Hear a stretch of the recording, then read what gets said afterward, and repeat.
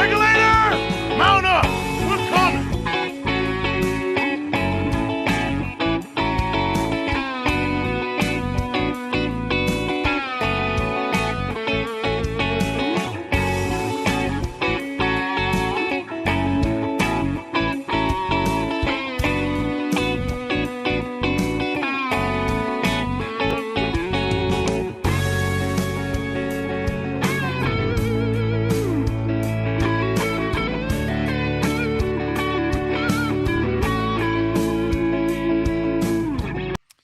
Everybody, welcome to another episode of Purple Insider. Matthew Coller here, and it was day 11 of Minnesota Vikings training camp. We actually were going through it today, trying to remember, now wait a minute, how many days is it? We're at that point.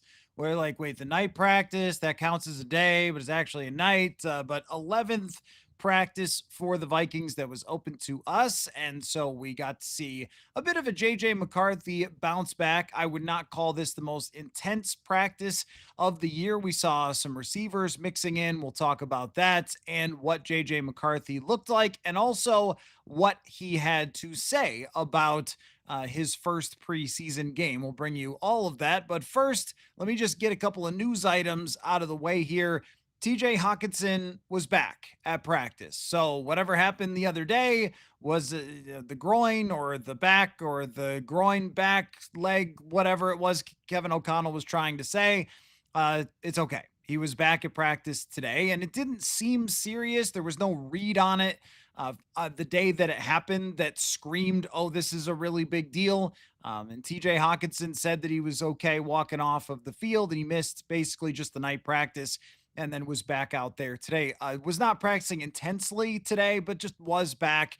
And you assume that it's not going to be a big deal. Of course, he will not be playing in the preseason game. And we'll talk about that. I'm actually very curious to see who will be playing in the preseason game based on some of the lineups that we saw today in practice. So that was one thing.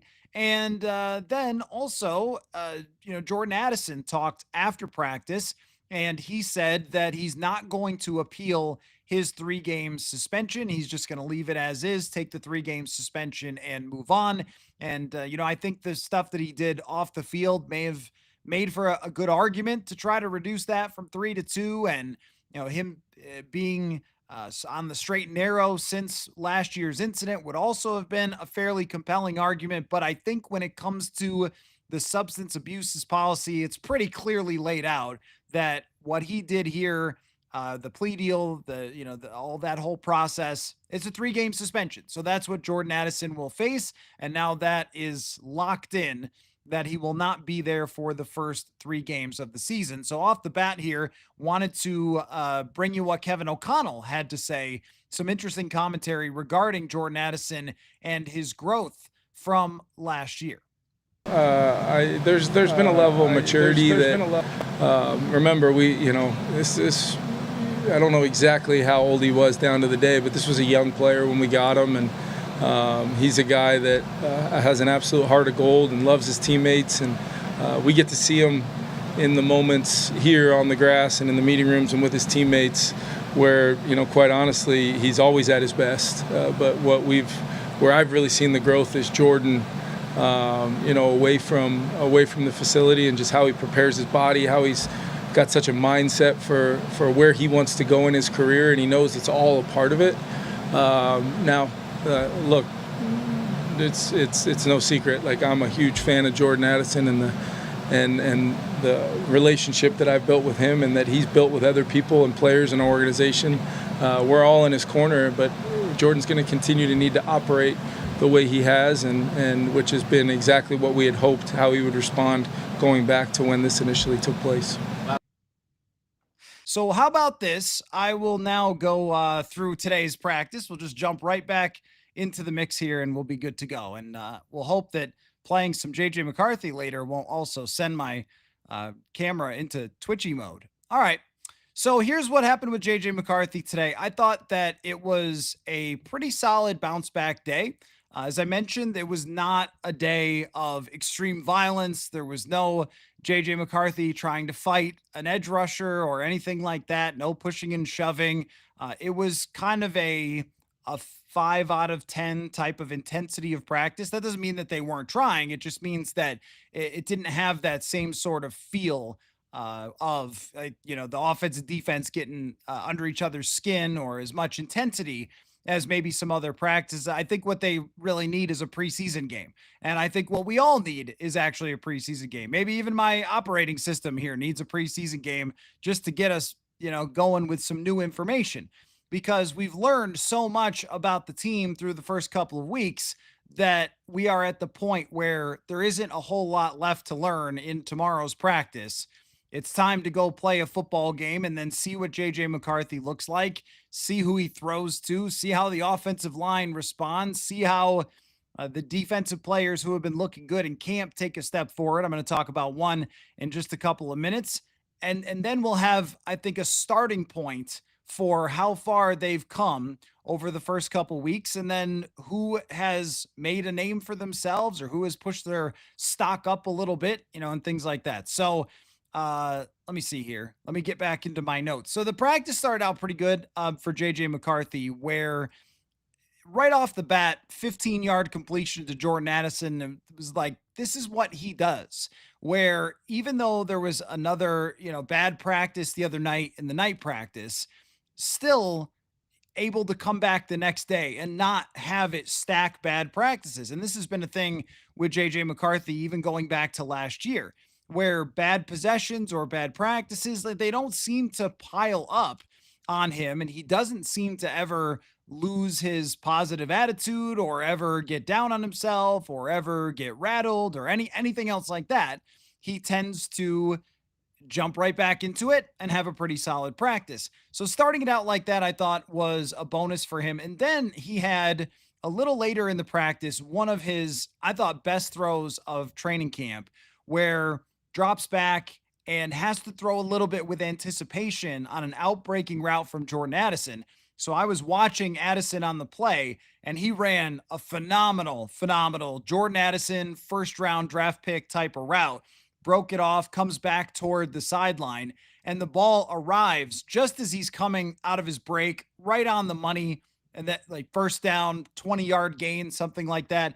And then later in that same period of practice, he fit one in between two defenders that were playing in a zone as Addison came across. So all of his best throws, or a lot of his best throws, were to Jordan Addison today. And they kind of have been over this training camp, that his chemistry with Addison has just shown up time and time again, which of course, then he's got to miss the first 3 games of the season. But Addison has really been the number one wide receiver here, while Justin Jefferson has been sidelined. And I think Addison has been, this is only a guess, but Addison has probably been doing a lot of the things that Justin Jefferson normally would have been doing in this offense, and getting the football quite a bit.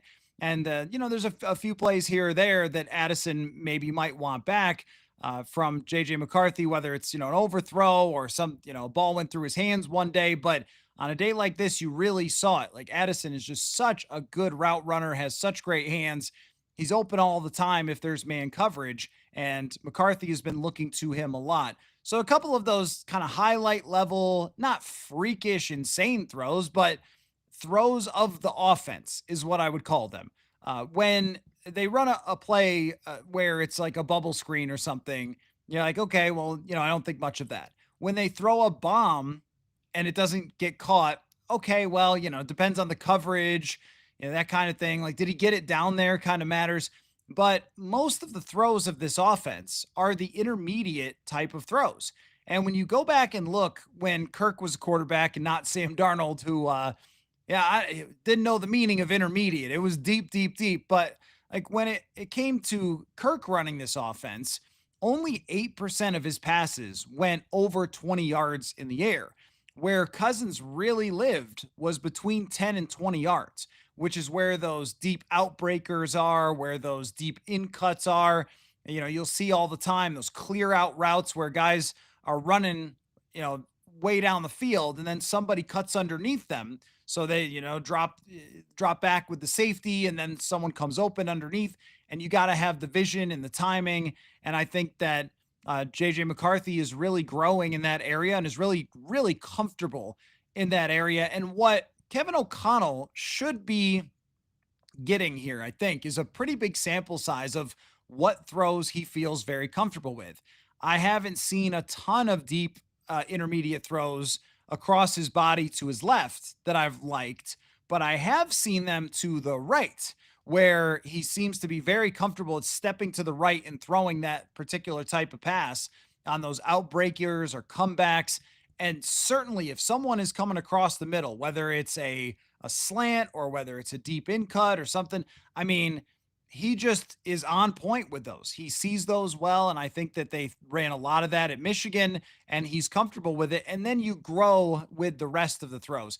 Now, when it came to the red zone, there was one throw to Addison that was not so good, and just he was open and completely missed him. And then the other down moment today was an interception to Blake Cashman, where it seemed like he wasn't quite on the same page as he was scrambling. And this is where his biggest mistakes, I think, have come in training camp, which is where he's trying to kind of make a play and show that he's a playmaker. I'm going to get outside the pocket. I'm going to keep my eyes downfield. I'm going to take a shot at something. And that's where some of the interceptions have come early in camp. He threw one to Jay Ward, and today he threw it kind of right to Blake Cashman, because I don't think that Jordan Addison really anticipated the ball was going to come to him as he was coming underneath, and then he throws an interception that was, those kind of one or two down plays a day with JJ McCarthy, which has been really his training camp. It's been a lot of very good things, a lot of comfort with certain concepts and certain throws, and then a lot of pressure, which came again today. And I think at this point, there's been so many pressured reps and so many blitz reps that they're just kind of playing through it. Like, okay, well, he was pressured there, or might have been sacked there. So step and throw, right? Just step and throw anyway. And he's been doing that. If they ran out this version, because Ryan Kelly was not there today, if they ran out this version of the offensive line on week 1, I'd be pretty concerned with Michael Juergens at center and Justin School at left tackle.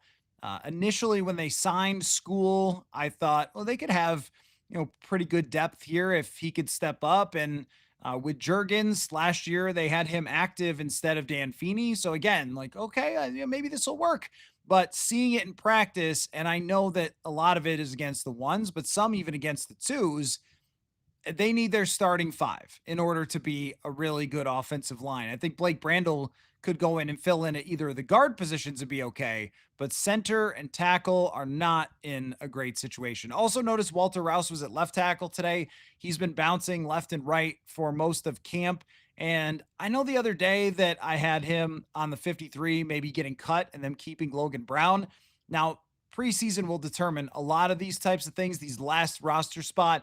I would probably go back and switch that. I might have gotten a little too rambunctious on Brown having a couple of days with the 2s. He's been a little more with the 3s lately, and Rouse is consistently with the 2s. So that's just like a housekeeping 53-man roster detail. But as far as other performances today, Isaiah Rodgers had a great pass breakup. And this is probably the 3rd or 4th time that I have thought that about Isaiah Rodgers, where he's jumped up and he's knocked the ball down and made a play in the air. And when he jumps, he doesn't jump. He levitates.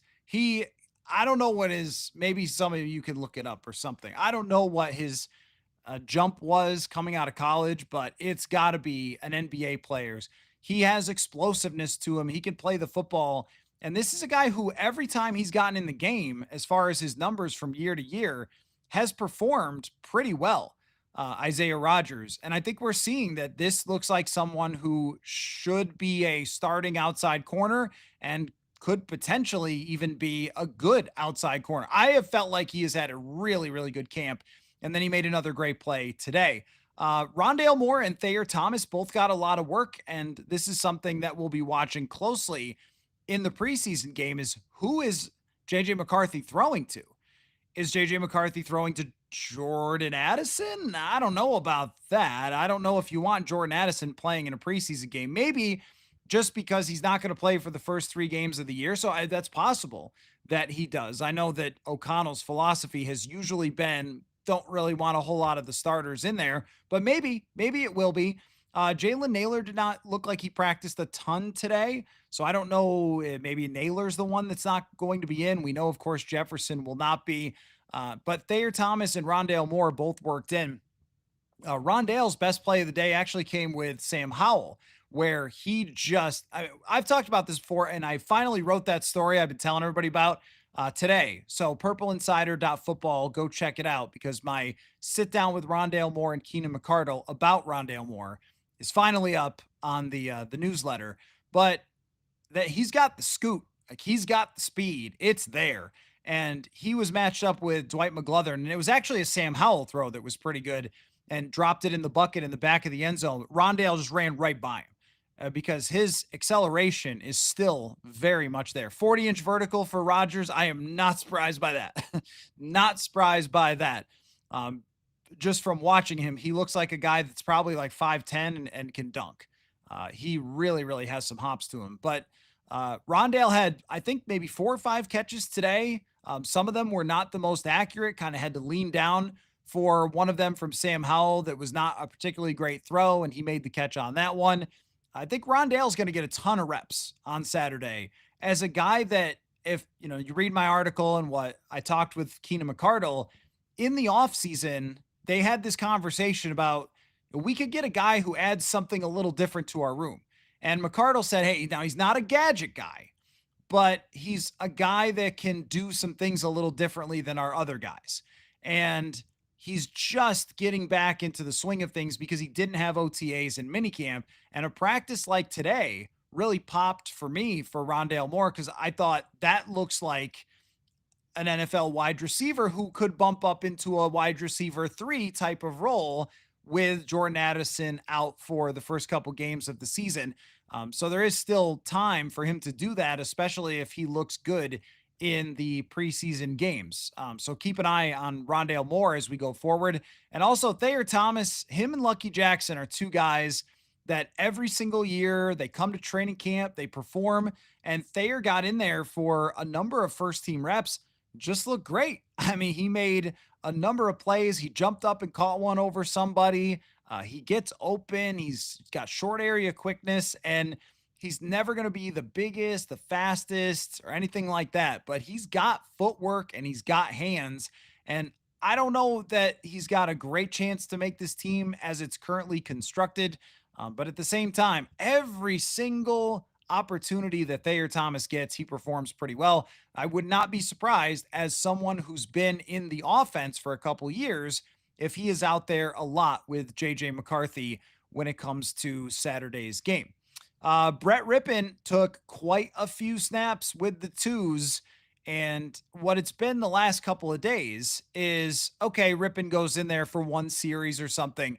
It was more than that today. It was a couple series from Brett Rippon, and I guess I'm wondering, is there a competition for QB2 right now between Sam Howell and Brett Rippon? Because if you just watched today's practice, you would have said, yeah, that's 2 guys taking second team reps, not just one guy. And Brett Rippon had a pretty decent day today. I didn't think that he killed it, but he played pretty well and he looked pretty competent. Sam Howell had that great throw to Rondale Moore, but aside from that, there were a couple of rollouts, couple throws out of bounds, just still not really looking all that impressive. So I assume that the first guy off the bench is going to be Sam Howell, but we're going to be looking at snap counts. Like how much did Rippon play? How much does Brosmer get in the game? Actually, Brosmer finished practice today with a really nice throw down the field to Dante Fleming. Seems to do something every time he gets in there. But we might. I mean, Brett Rippon has been a backup in the NFL before. This would not be the first time ever that he was a QB2. I just never thought that there was really a competition until today where I went, is there a competition? Maybe there is a competition. So we will see on that. I also wanted to mention that, Xavier Scott stands out to me every day. I've probably mentioned him every day as a guy who's catching passes, but he is one that I've got some curiosity about when it comes to the preseason game. Like how well does he perform versus maybe, a Ty Chandler? And I will tell you the guy who I decided today is crushing camp. Just today, I feel like I have a big enough sample size to say it. This guy is crushing it out there. And that is Levi Drake Rodriguez, because this week, Javon Hargrave has not been practicing. We're going to have to get an update on that. I guess, we missed that one today. But he was not practicing on the night practice, and he was not practicing today. And the guy that was coming in for him was Levi Drake Rodriguez, and every opportunity he's gotten, and he's playing a lot with the twos, which means he's also getting chances against the ones, because they do a lot of first team offense versus second team defense. And he's been in the backfield for all of camp. I mean, he's just been powerful and quick and in the quarterback's face and blowing up run plays and being a little bit too aggressive sometimes. And today he had one where he got through and then kind of did like a Matumbo finger wag a little bit after. I mean, he's feeling himself out there. It has been a big training camp for Levi Drake Rodriguez so far. So that is the update there. And we'll see if, he steps up in preseason as well. But it looks like he and Jalen Redmond are really the guys there in the middle. And then, I would also say that Tyrion Ingram-Dawkins has stood out more than I thought he was going to right away. I thought, well, this guy is a project, but he's been in there quite a bit. Still think it's probably more likely that LDR and Jalen Redmond are the two guys. But Drake Rodriguez could be in there quite a bit, I think, because when you look at this rotation potentially, you're not going to play Hargrave and Allen 900 snaps. You're going to mix and match. And Levi, I think, can play the similar role to someone like Harrison Phillips, but he's got a little jolt to him, also has a lot of strength to him. It might come down to getting assignments right and not just, the raw talent, but he is in the backfield all the time in these practices. And I think Levi has had a really, really good, really good training camp so far. All right. So JJ McCarthy, and I will get to your questions momentarily. JJ McCarthy was at the podium today and talked with us, the assembled media crew, about his first preseason game in a year since the one he was injured in last year, and just how that's going to feel. So a couple interesting comments from him that I wanted to bring you guys. Say that one more time. What was the reaction when they told you were playing Saturday? Oh, I was fired up. Yeah, I just obviously last year, it was the last time I played football for that year, and, just to be out there with the guys again and see those live bullets before Monday night, it's extremely huge. And, yeah, just absolutely fired up for it out. What are the big things you hope to get out of it, just the experience of playing? What are the big priorities for you in your development from a game? The biggest priorities, I would say, is, just the overall, choreography of the offense and, making those right decisions and being able to function as one unit, one heartbeat, and, be all on the same page, execute, and, just follow on our football philosophy and have it come to life. And I think the same thing. I mean, we're going to judge JJ McCarthy, of course, in his preseason game. And there's some people out there based on recent reporting and discussion that maybe will decide based on his preseason game whether he's going to make it or not. Because I know that some of you have questions about that, and that is something I've ranted a little bit about recently. But, there's going to be a lot of judgment of, well, does he throw accurately, and does he make any mistakes, and does he, et cetera, et cetera. But what we should also be looking for, the main thing is, does it look like he is in control, in command, running the offense the way it's supposed to be run, just like he did last year in the preseason game? There was an interception in the preseason game last year. Okay, well, that's not that big of a deal. That's something that you learn about that throw, and the next time you're not making that throw, or you're leading your receiver a little different, or your receiver helps you out because he's Justin Jefferson and not Tristan Jackson or something like that. But, you learn from that and move on. Mistakes, okay, if it happens, it happens. But running the offense, getting people lined up, where's the motion supposed to go? What are the blocking assignments that are supposed to happen? If he's not playing with Ryan Kelly, which he will probably not be playing with Ryan Kelly, then that means that he's going to be a little more in charge than maybe he would be. But that's good for him to learn more about how to do that. I'm sure that they'll have some conversations about getting some blitzes in there just to get him those types of looks. So the operation is more important than, oh, he missed this one throw or he had this number of yards with this number of completions. It's the comfort. How comfortable does he look? Because in practice, most of the time he looks comfortable. 2-minute drills, he looks comfortable. Red zone is still a work in progress, as we saw again today. And other parts of it have been not as sharp. And the accuracy has been a little bit spotty, up and down, where some days it's really good, other days, maybe airmailing some people and things like that.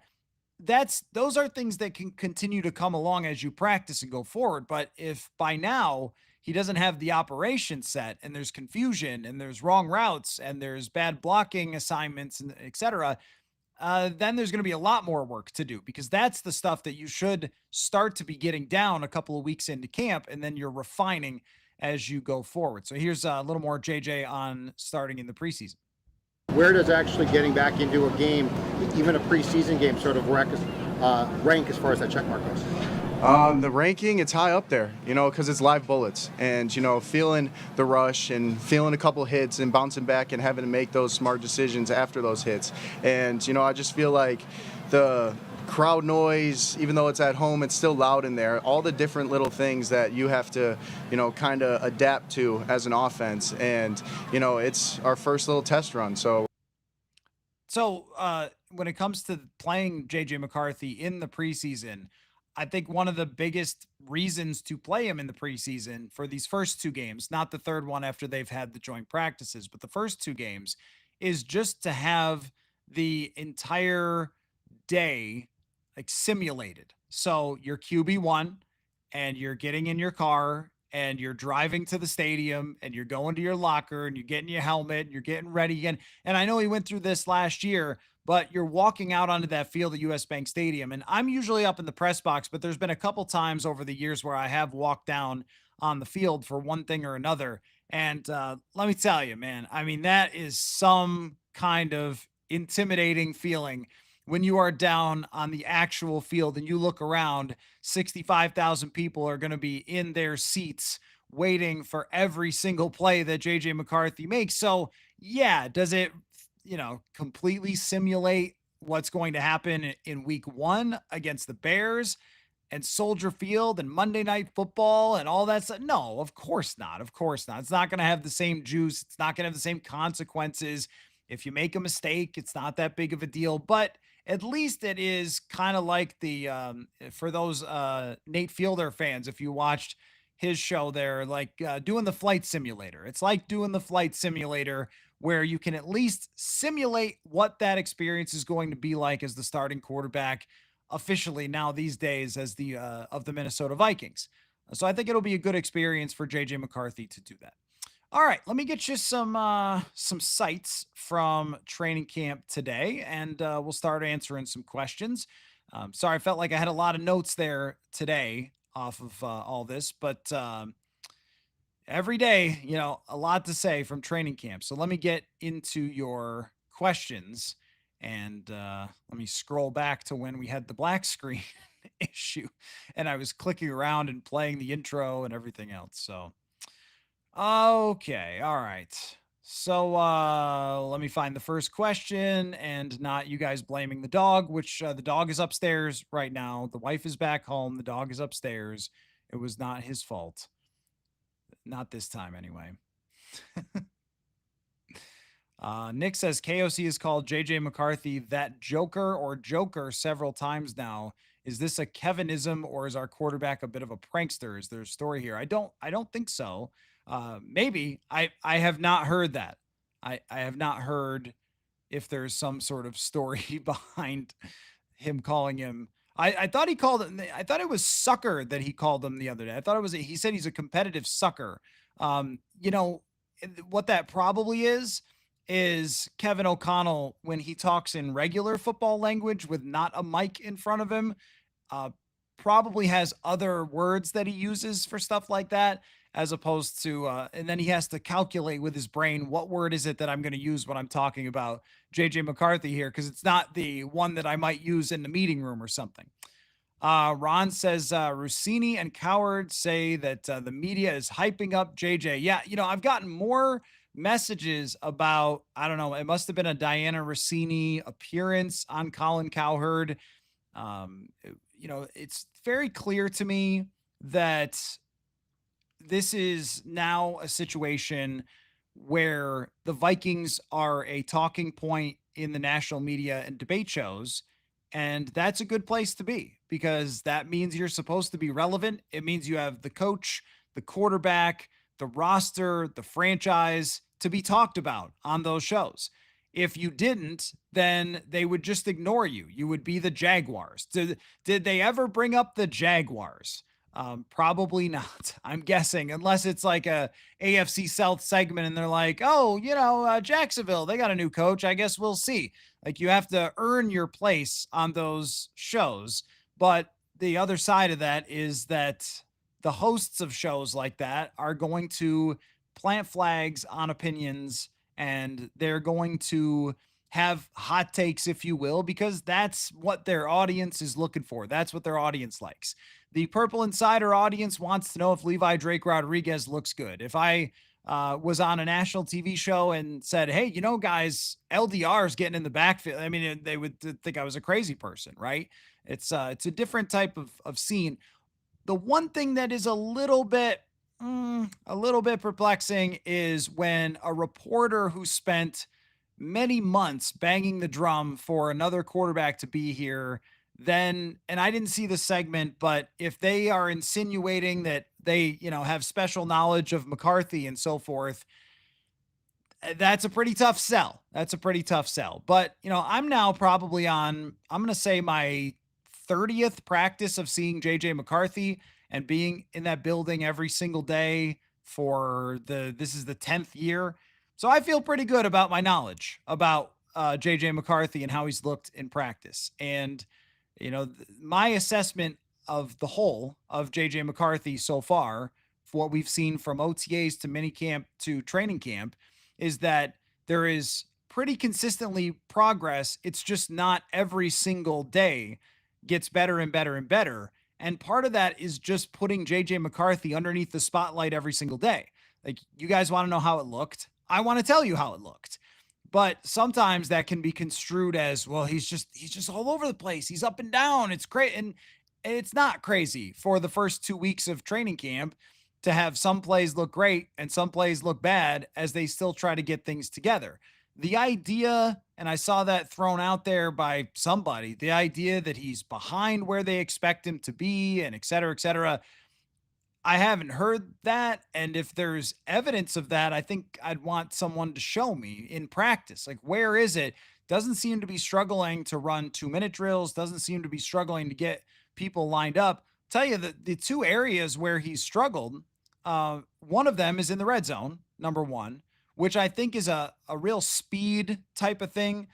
There's a lot happening and it's all happening really, really fast. And it's getting comfortable with everything happening in small areas. So a lot of his best throws are to wide receivers who get really open. And in the NFL, they don't get really open. They just get a little open, and then you have to try to make them really open with your arm. And again, like, he's got to get used to doing that by practicing it over and over and over again. But I think when you see him run a 2-minute drill and he looks like he's in control and command, he's got the offense moving, that looks good to me. Certain throws look good to me. He hits every day. He hits some deep out route to the right side, which looks good. Every day he hits line drive throws to the middle that look good.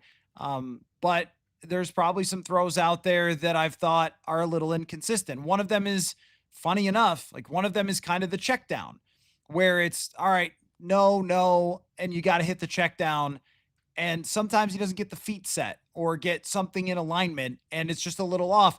Again, these are things that you got to work on. And then maybe his biggest issue has just been when he decides that he's going to make a play outside of structure, he has thrown a couple of pretty bad interceptions or balls that maybe could have been intercepted. And these are things that he has to realize in the NFL. You're not going to get away with it all that often if you try this throw or that throw. And that's what practice is for to some extent. But now, like, these practices matter, and you've got to learn from those incidents pretty quickly, but he's probably going to do it in a game at some point where he's going to make a mistake. But I don't see this as some sort of catastrophe so far for his progress. It's about where I expected JJ McCarthy to be at this point, where he's got a chance here to play in a preseason game and then turn a corner where we start to see real consistency. Oh, yeah, by the way, Justin Jefferson showing back up would be a pretty big deal. Just throwing that out there, that he's had this entire camp without Justin Jefferson. That kind of matters for the progress. But I also think that, in today's world, you kind of have, like, there used to be a thing, and maybe it was never a thing, but at least that's what they taught us in journalism school, was just about biases and stuff like that. And, I think that what we have now is that all that's out the window. So you don't check your biases at the door. You just keep driving the same stake into the ground deeper and deeper and deeper until you hit gold, I guess, because that's what it seems like a lot of people do. And I've said this about quarterbacks. I won't give the same rant again twice in a row because I kind of ranted on it last night. But I've said this about quarterbacks many times, that unless you're talking about Mahomes, you can pretty much pick any quarterback and either say he's amazing or sucks, and you're going to be right a lot of the time. Just a good example, like if JJ McCarthy is Justin Herbert and he's really, really good sometimes and then has other moments where he's not as good, he will become a constant argument point for people like this, and kind of like lightning rod player like this, because the fringe really good quarterback is the easiest thing in sports to argue about. Easiest by far to argue about. Like, just go to any bar, go to any party, and just start asking football fans, hey, what do you think of Justin Herbert? And people will argue about it. And TV shows know that.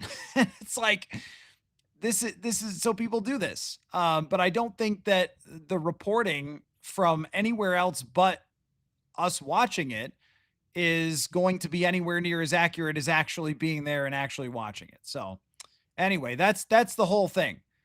This is why you guys follow Purple Insider, I guess, is because I put the gas in the Honda Civic and go out there every day and try to bring back the best info I can. Jude says, do we know when Justin Jefferson will be back? Because I'm hopeful that he can play in the joint practices and build the connection with McCarthy. There is no, like, hey, he's definitely going to be back at this point. But Kevin O'Connell seemed like today when he was talking, like, hint, hint, wink, wink, it's time to get back out there. He made a joke about, Jefferson tackling him when he comes out there. And I think you can maybe see it in my video, in the first video, where Jefferson's throwing a ball up in the air and running after it like a little kid and stuff like that. He has looked to me on the sideline like he's pretty much ready to get back into football activities, and we'll see how soon that is. Maybe next week, or definitely by the joint practices. I think the joint practices are very important, actually, for Justin Jefferson to start playing in a real type of environment with JJ McCarthy. So that's my expectation. I agree with you that I think that it's important that he gets back by the joint practices, but there's no specific exact date because you want Jefferson to be comfortable. And if the trainer said, don't put him out there until the week before the season, I'm sure he'd be fine, because it's Justin Jefferson. And we all freaked out in 2021 when he had a shoulder injury that kept him out until the start of the season. He came up, right into the game and ripped everybody up. So,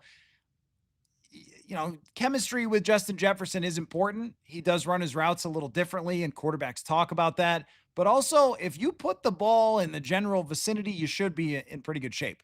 And that's another part of trying to evaluate JJ McCarthy. Until he has Jefferson, we don't really know what this thing truly looks like, because that's what all the plays are designed to do. Like, breaking news. Sources told me that Kevin O'Connell's offense is really directed at throwing the ball to Justin Jefferson. So if he's not there, it is a different ball game than when he is in practice. Tricky Ricky says, with Hargrave and Allen both being below average run defenders, our run game looking great in practice. Should we be concerned about our run defense? Isn't this the forever question of training camp? When you're playing against yourself, it's, If JJ McCarthy looked flawless and Lucky Jackson and Thayer Thomas were roasting every corner, we'd be like, shouldn't we be worried about the corners? And, but I think it's, well, one, they have Redmond and Levi Drake Rodriguez looking pretty good. And that is helpful because both of them, or at least project, Redmond was a good run defender last year. At least they project as being good run defenders who can rotate in. So how often will you actually end up having, all three of the starters on the field at the same time? Or will it be, in a run down, maybe you only have Harrison Phillips and Jalen Redmond on the field, or Harrison Phillips and Levi Drake Rodriguez on certain run downs. Like maybe it's, 1st and 10 or something like that. And you're throwing those guys out there, and then 2nd down and 10, then Hargrave and Allen come onto the field, and maybe Harrison Phillips comes off. I think what you're going to see is that it looks like a train station with people just coming on and coming off all the time in that front 7. And they'll try to match it up with being able to stop what the other team is doing if they're succeeding in the run game. The other part too is I agree with you that Hargrave, Allen might not necessarily be above average recently in their run stopping abilities, but everybody around them is. So Metellus, Pace, Cashman, the corners, like they're all good run defenders. The safeties can come up and make stops. And if you sacrifice a little bit of the run, maybe except for against Philadelphia and Detroit, but aside from that, if you sacrifice a little of the run to get a lot in terms of pressure, I mean, think about this. Last year, I mean, they got no pressure whatsoever. They could end up with, just statistically, 70 more pressures from their starting defensive tackles than they did last year. They got almost nothing from them. That I will take a lot more pressures than, okay, you're giving up a handful of runs that get to the second level and then guys get tackled. But yeah, I mean, it is somewhat of a concern. I also think that this interior offensive line can actually move bodies. Donovan Jackson, to me, has had some struggles in the pass pro for sure, but has looked like a difference maker in the run game, and so has Will Fries. That has to be factored in as well. I also don't know if someone like Jonathan Allen in early August or Javon Hargrave is saying, let me sacrifice my body for this run stop in training camp. I mean, that could be a little bit of it, but I think the run game has looked really good. Kit Fausto's dental plan says, I'm just going to go by Kit from now on. Let's see. Yeah, it does. Sorry, it does get buried sometimes on the screen. If I talk for too long, it kind of disappears on me. Do I expect JJ's inconsistent play to carry into the season? If so, would it manifest game to game or drive to drive?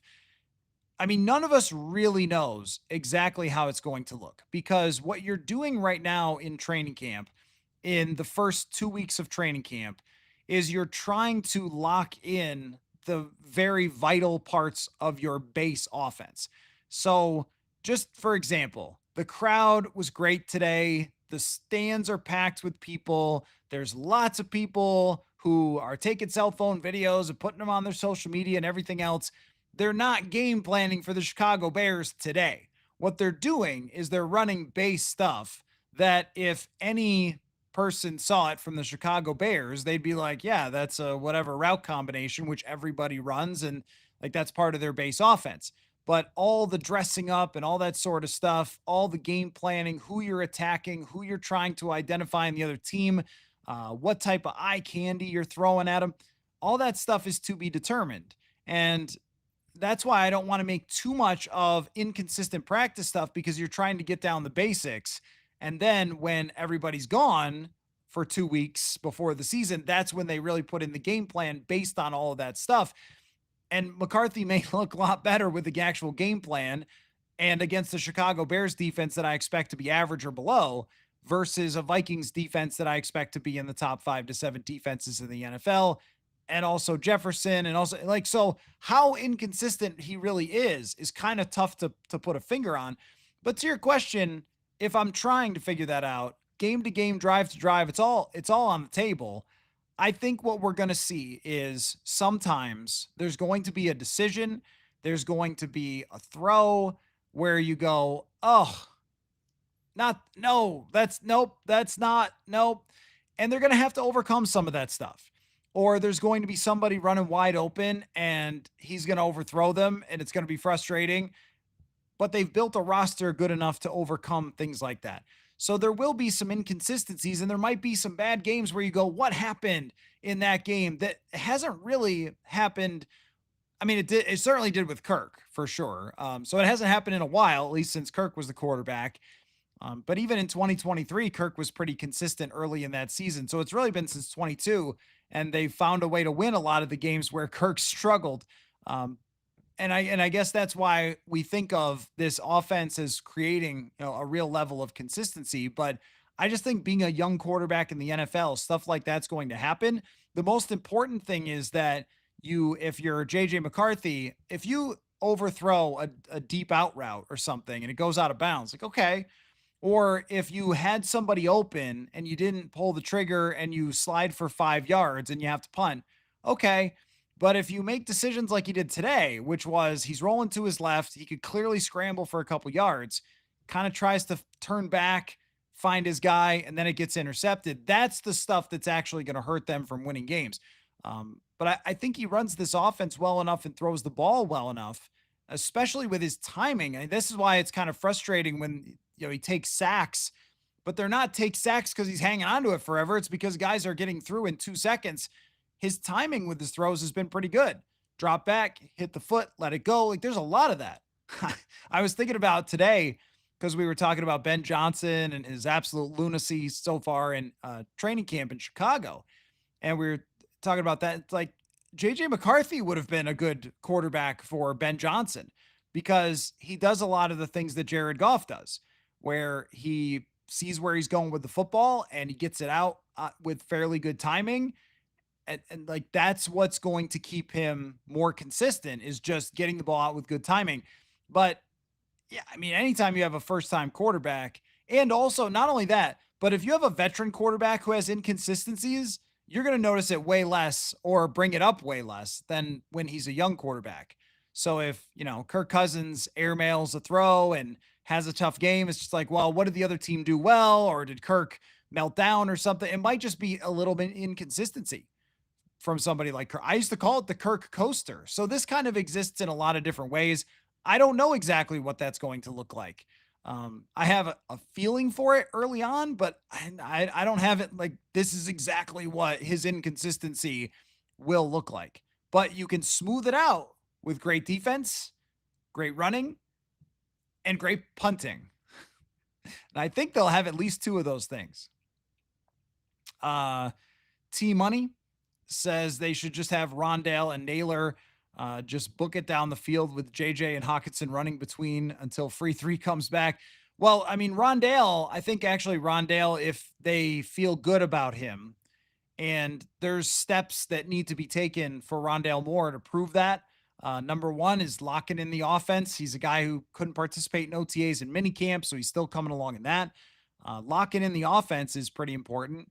And then just, making plays in the preseason games to prove that he can be a difference maker in this offense, but he can be somebody who you throw the ball to 6 yards down the field and he turns it into 16. I was just looking at some of his stats today, and in 2023, he was in the top 5 in the NFL. And I know this is a little like picking out one stat that kind of works for my narrative, but it's not exactly that. It's this is how he could be for this offense, or the best version. So in 2023, he was in the top 5 for receivers yards per reception if he caught it between 0 and 10 yards. So a short pass, and he was turning those into extra yards with the best of them in the NFL. With Jefferson downfield a lot, there's a Naylor downfield a lot. There should be opportunities. And I think, that's part of your point, is that there should be opportunities for someone like Rondale Moore, if he can show that he belongs, to come in and, catch 2 or 3 passes and get some yards after catch. Hockenson being healthy, huge deal for JJ McCarthy, because there's so much attention down the field that Hockenson is someone you can live on. And Hockenson is also a consistency guy. Like, it's really not that hard to complete an 8-yard pass right at someone who's standing there in the right hole in the defense. And whenever you need to get a bucket, if you're a basketball player and you're cold and you need to get a make, well, you usually go to an easier place to shoot the basketball. Well, that's the same kind of thing with TJ Hockenson. So there's things built in to help with the inconsistency of JJ McCarthy as he progresses throughout the season. And I think in an ideal world, you imagine it being like, at first, there is some of that, and they're trying to work through it with running, with defense, and grinding out a couple of wins early in the season. And then you start to see him take off in the offense and get more and more confident. That's how I think it's probably going to happen. But that's why they play the games. Ken says Rippon may be the number 2. I mean, I wouldn't completely count it out. At this moment, I would not completely count it out. I think, Sam Howell is still in the lead there. Although Rob mentioned today's depth chart is unofficial, my friend, is the unofficial depth chart that is usually put together by not the coaches. So we can never pay too much attention to the official depth chart. But as far as Sam Howell, he is still QB2 as of right now. That hasn't changed. It's still Sam Howell. What's changed is that Brett Rippon's getting a lot more run. And when Rippon has gotten in, he has looked okay. He's definitely throwing the ball more and getting it in the general vicinity. Actually, Brett Rippon has kind of reminded me of Nick Mullins recently with the way that he's thrown the football. That's kind of how it looks. Like, it's not pretty flying through the air. It's not Dan Marino out there, but the ball's coming out and receivers are getting to make plays when he's in the game more so than they have with Howell. Howell's looked better the last couple practices. I think that it is huge for him to show out in preseason and huge for him to turn the corner coming out of the preseason game if he is going to be QB2. I don't think that decision can be made yet by the coaching staff, so he's got to prove it. I don't think they have enough information to decide. I think they need some of this preseason action. But if he's not, then it might be Brett Rippon, because when you go through the other options, not pretty. Not pretty. Matt says they need more to be a factor, and they need the running game to be above average to compete as an offense this year. Yeah, I mean, I would agree with that. Like, again, we don't really know how it's going to look exactly, but when it comes to having a complete offense, I think we know that asking JJ McCarthy to do something that even, Kirk Cousins wasn't capable of, which is just put an offense entirely on your back. Sometimes it makes me laugh that it's used as a criticism for some quarterbacks that they can lean on a run game, or that they can lean on a top receiver, or that they can have an offensive line that helps them. This is the Jalen Hurts thing that I just think is so funny. Jalen Hurts, he's just not that good. He's got a good offensive line. He's got to, well, what do you want him to do? Say he's sorry? I mean, he's been to the Super Bowl 2 of the last 3 years. You want him to apologize to you? Like, I mean, in the best case scenario for the Vikings, Colin Cowherd will still be screaming at the top of his lungs as the Vikings win the division that JJ McCarthy's not that good. Like, that's the best case scenario, because that means that their offensive line, their defense, their running game has been fantastic, and all of those things. So this is, as of this moment, one of those camp vibe things. When you look at these guys go out there and play now the offensive line, you just haven't seen the whole thing yet, because Darrisaw, not participating a lot so far. And it's, we'll see when we can sort of say, is it week 1 possible or not? But every other position outside of the O-line, where Kelly's a little banged up right now and doesn't sound serious, but didn't practice today, and Darrisaw's on his way back. So we have to use our imaginations there. But running game, defensive line, linebackers, corners, safeties, receivers, when Jefferson comes back, I think we can project him pretty well. All of this stuff is really, really, really on point for this team. And then someone like LDR stepping up, you go, that now they got another one. And this has happened a few times with different guys where, Theo Jackson's had a great camp. We're kind of unclear on that. Rodgers has had a good camp, Isaiah Rodgers. So we were unclear on that coming in the secondary, and that's been good. So they really have everything there set up, including a play caller who has gotten the most out of, Sam Darnold and to some extent Kirk Cousins in the past. And it's a pretty good setup. But I mean, I don't disagree. You have to have a complete offense for this to win. You can't just say, hey, throw 45 passes a game. You'll be fine. No, I don't think so.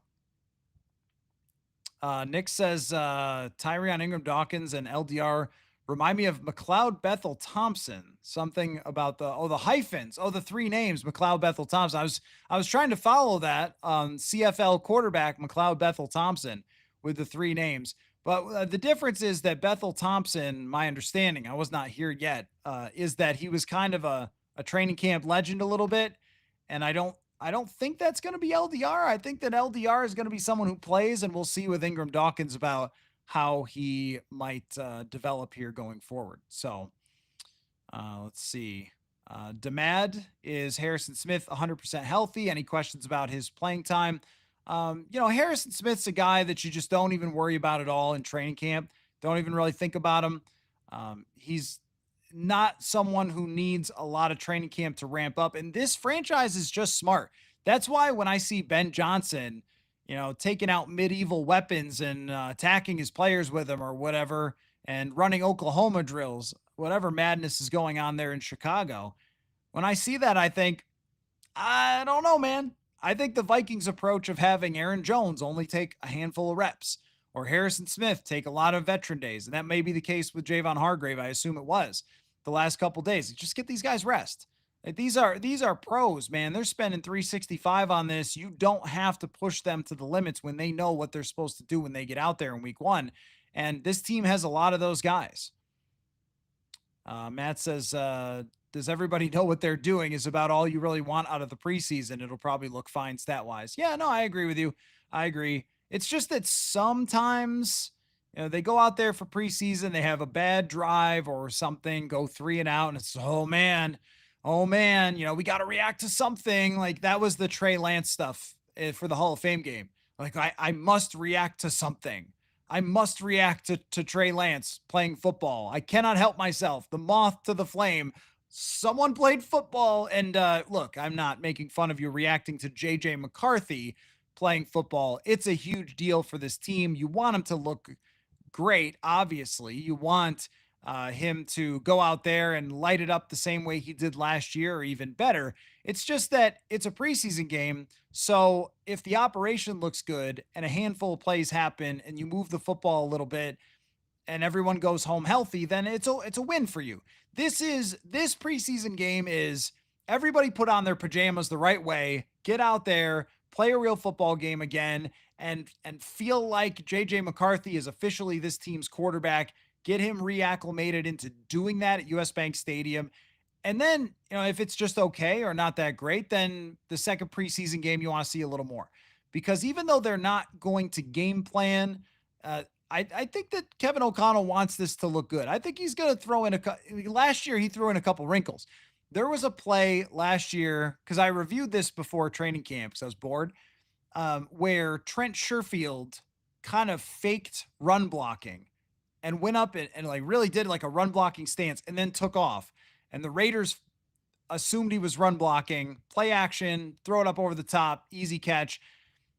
KOC put that in for the Raiders. They weren't expecting that in the preseason. He put that in just for them, just to, get McCarthy an easy throw. I think he'll do some of that to just get some confidence going for McCarthy at US Bank Stadium, which, considering all that he's been through to be here, would be really good for him.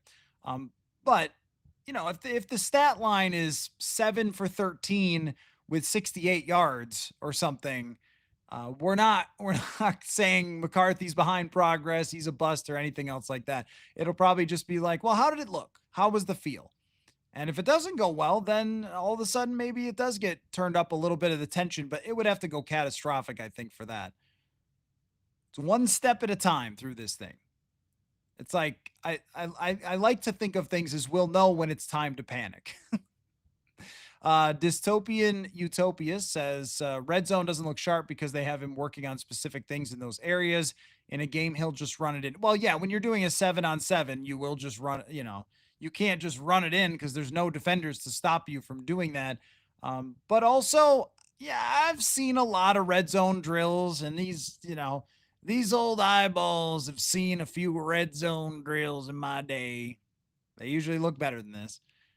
7-on-7, guys should be open a lot of times in the red zone drills, but it doesn't, like, that's just an area where it's got to be better, and he's adjusting. And as Rob mentioned about Jeremiah Searles talking about these practices where they're working on stuff, like that's of course it's true, but when you're working on something, you want it to work.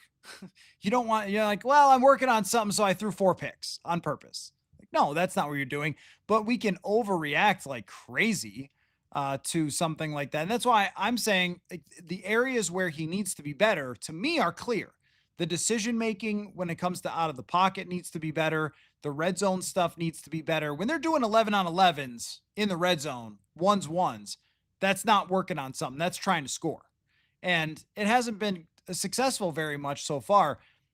It's August 6th, and they've got a month to continue to work on that. It's just, I'm saying, to this point, what needs to be next steps? What would you like to see him do in the preseason game? My thing would be see him throw in a touchdown from the red zone. Like, find a touchdown in the red zone, kind of get a little confidence going there, and also get that sense for how quick things are moving. I think throwing the ball in from the 10-yard line or in is super hard, unless you're talking like pop passes or something, just because the windows are tight, everything flat. I mean, this was my big thing about, Sam Darnold last year, asking him to throw in every touchdown. Like, that's hard, man. That's really hard. That's why you needed Jordan Mason this year. That's why you needed Will Fries this year. Don't ask JJ McCarthy to get to the 5-yard line and throw the ball in every time, but he's going to have to do it at some point. Tommy says, how do you compare McCarthy's performance now to where Sam Darnold was last year? That one's a little bit difficult because Sam Darnold has so much more experience. So I think the throwing was clearly better. I mean, just clearly more refined. You talk about layering and accuracy and all those things. I mean, Sam Darnold has been in the NFL since 2018. He's just much more refined with those things and is a great thrower. Great thrower. So he was putting on a laser show, but I don't think going into the first preseason game, he had really started. So the schedule is just a little bit different than it was last year. Going into as far as like joint practices and the night practice and stuff, I think they had to move the night practice back because of rain. So that's messed with my brain of like when the different steps to things are. But because the night practice last year happened after the first preseason game, because that's when we found out JJ McCarthy was hurt. But this year, obviously, it's back to the normal where it's the night practice and then the first preseason game. Anyway, but just to your question, it was probably the 3 or 4 days, 3 or 4 practices before the first preseason game where Sam Darnold just looked great. And I remember, I think it was Nate Tice came out to a practice and we were chatting about Sam Darnold. And when he left, he said, from Yahoo Sports now, Nate Tice, and Mike Tice's son, great media personality, definitely worth following. He had said something like, that was a really good practice from Sam Darnold. I think it was right around this time. So I would expect for JJ McCarthy to start to get more consistent, to start to get more comfortable, to turn a bit of a corner, and to get Jefferson back. That was the other thing, is that chemistry between Darnold and Jefferson. I remember the first time that Darnold practiced with Jefferson. It was in a mini camp because he signed his contract. And one of the first throws he made to him was probably a foot too far. And Jefferson reached out casually with one hand and just pulled it in easily. And was like, I think this is going to work, folks. And we just haven't had a lot of those moments because he hasn't been out there. So when he comes back, this is my expectation for him, is that he'll close that gap between what it was for Darnold last year and what it is for McCarthy. But remember, even with McCarthy last year, it wasn't until right before those joint practices and right around the first preseason game that we all started talking about, oh, JJ McCarthy's making some things interesting. He's starting to get the first team rep. I mean, it took time for both of those guys last year. It's just that, when it comes to Darnold throwing the football, that's a unique thing. It's a unique thing. There's not too many dudes just standing there and throwing a football who can do it quite like Sam can. Rob said, any big surprises for you with the initial depth chart released today? Yeah, the thing is that is so unofficial. I didn't even look at it, but I guess I should take a look at the Vikings unofficial depth chart and see if there's anything that sticks out to me. But I usually don't really even look too much. Maybe I did a podcast about it last year, and I may have put on a scroll. I think I need to do that if I'm going to look at it. Okay, I'll take a look at it. Why not? Why not take a look at it? It is unofficial though, guys. That's what you got. Let me screen share so we can all take a look at the unofficial depth chart. Whoop, no, that's not it. I just shared. No, that's not it. How do I make that stop? Okay. I want to. Okay. All right. Well, so I screwed up sharing the screen.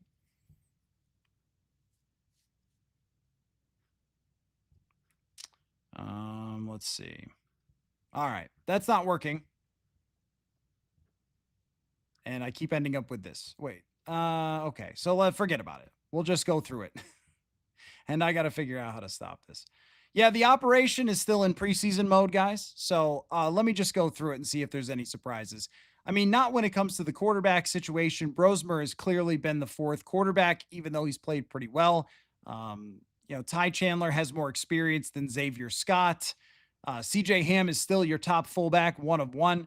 As far as backup wide receivers on both sides, it looks about right for backup wide receivers, where Ty Felton has been taking a lot of the 2 reps. Lucky Jackson and Rondale Moore, Tim Jones, Jashawn Jones, Thayer Thomas, Silas Bolden. The undrafted free agents are going to be farther down as far as on the pecking order. They do have some oars in here. Oh, they've got some oars. They've got the TJ Hockenson along with Josh Oliver as the backup, and then Ben Urasek or Giovanni Ricci, Bryson Nesbitt or Nick Vanette for tight end. So we've got, and then that actually is reflective of the snaps. So maybe this is pretty close to what I think the depth chart actually is, because Urasek and Ricci have been working in and out for the tight end 3 position. Darisaw, School, Brown is right what I would think. Blake Brandel, Michael Juergens, the backup. Yeah, I don't really see too much that's very surprising on here as far as this goes. So, Bo Richter. Yeah, they really did this, I think. But okay, maybe inside linebacker, it says Eric Wilson and Brian Asamoah, then Kobe King and Austin Keys. Kobe King has taken way more second team reps than Brian Asamoah. It's not even close. King has taken way, way more reps. So that one I would dispute a little bit. And then aside from that, looks pretty legit, actually. So there you go. And we'll work on that screen share feature. Anyway, here's some more video from practice, and we can answer more questions. Let's see. Sloth, given Rossini's embarrassing Rodgers reporting this summer, I'm inclined to believe the exact opposite of what she says is true. Yeah, I don't like to get too deep into what reporter is saying this and what reporter is saying that, because that just starts beefs, and I don't know whose information is coming from anywhere. What I know is that there's a reason why we do things like go to practice every day, talk to people out there every day to try to get the closest information we can to the truth. And when it comes to the national reporting on the Vikings, there's been a lot of not truth over the last 2 years. It's just a fact. There's been a lot of stuff that has been a wink and a nod rather than real reporting. And I think that that's important to remember too. It's like, what's going on with Kwesi? That's not a report. You're not reporting anything. You're just speculating. And so maybe there's some of that too, of just speculating or just giving opinion or whatever it might be. Somebody mentioned that there was some sort of the media is hyping up JJ McCarthy. I haven't felt that way on a nightly basis. I've come in here and broken down every single practice, almost throw by throw. And I know I'm not the only one who's doing that, there's quite a few of us who are kind of talking our way through it, the ups and downs. If you read Will Reggett's recaps or what Alec Lewis has written, and that's kind of how it's been. So I don't know. Everybody has got their own thing. They create their own niches. They get their own sources, and I don't know whose sources are who. I can only tell you what I see. It's very similar, but our track records, if we compare them, who's been right, who's been wrong? I mean, we've been a lot more right on this show than anybody outside the building. So unless Justin Jefferson does get traded for Malik Neighbors, I'm still waiting for that. Skull City Blues. Darnold won 14 games pushing the ball downfield. Kirko won 13 using intermediate routes. So what offense are you anticipating? Cousins intermediate or Darnold deep routes or a combo? Probably a combo of both of those. I think that just playing to the strengths that JJ McCarthy throws really well intermediately. Really well. If you're especially talking about across the middle, that's where he is fantastic at throwing across the middle. Now, I still think that whole layering thing, which is something I'm going to write a story on, like that whole deal is something that needs to continue to grow for JJ McCarthy and, the touch on the fastball. And he was even talking today about, moving his head too much as he was making throws and trying to keep it still like a golfer, right?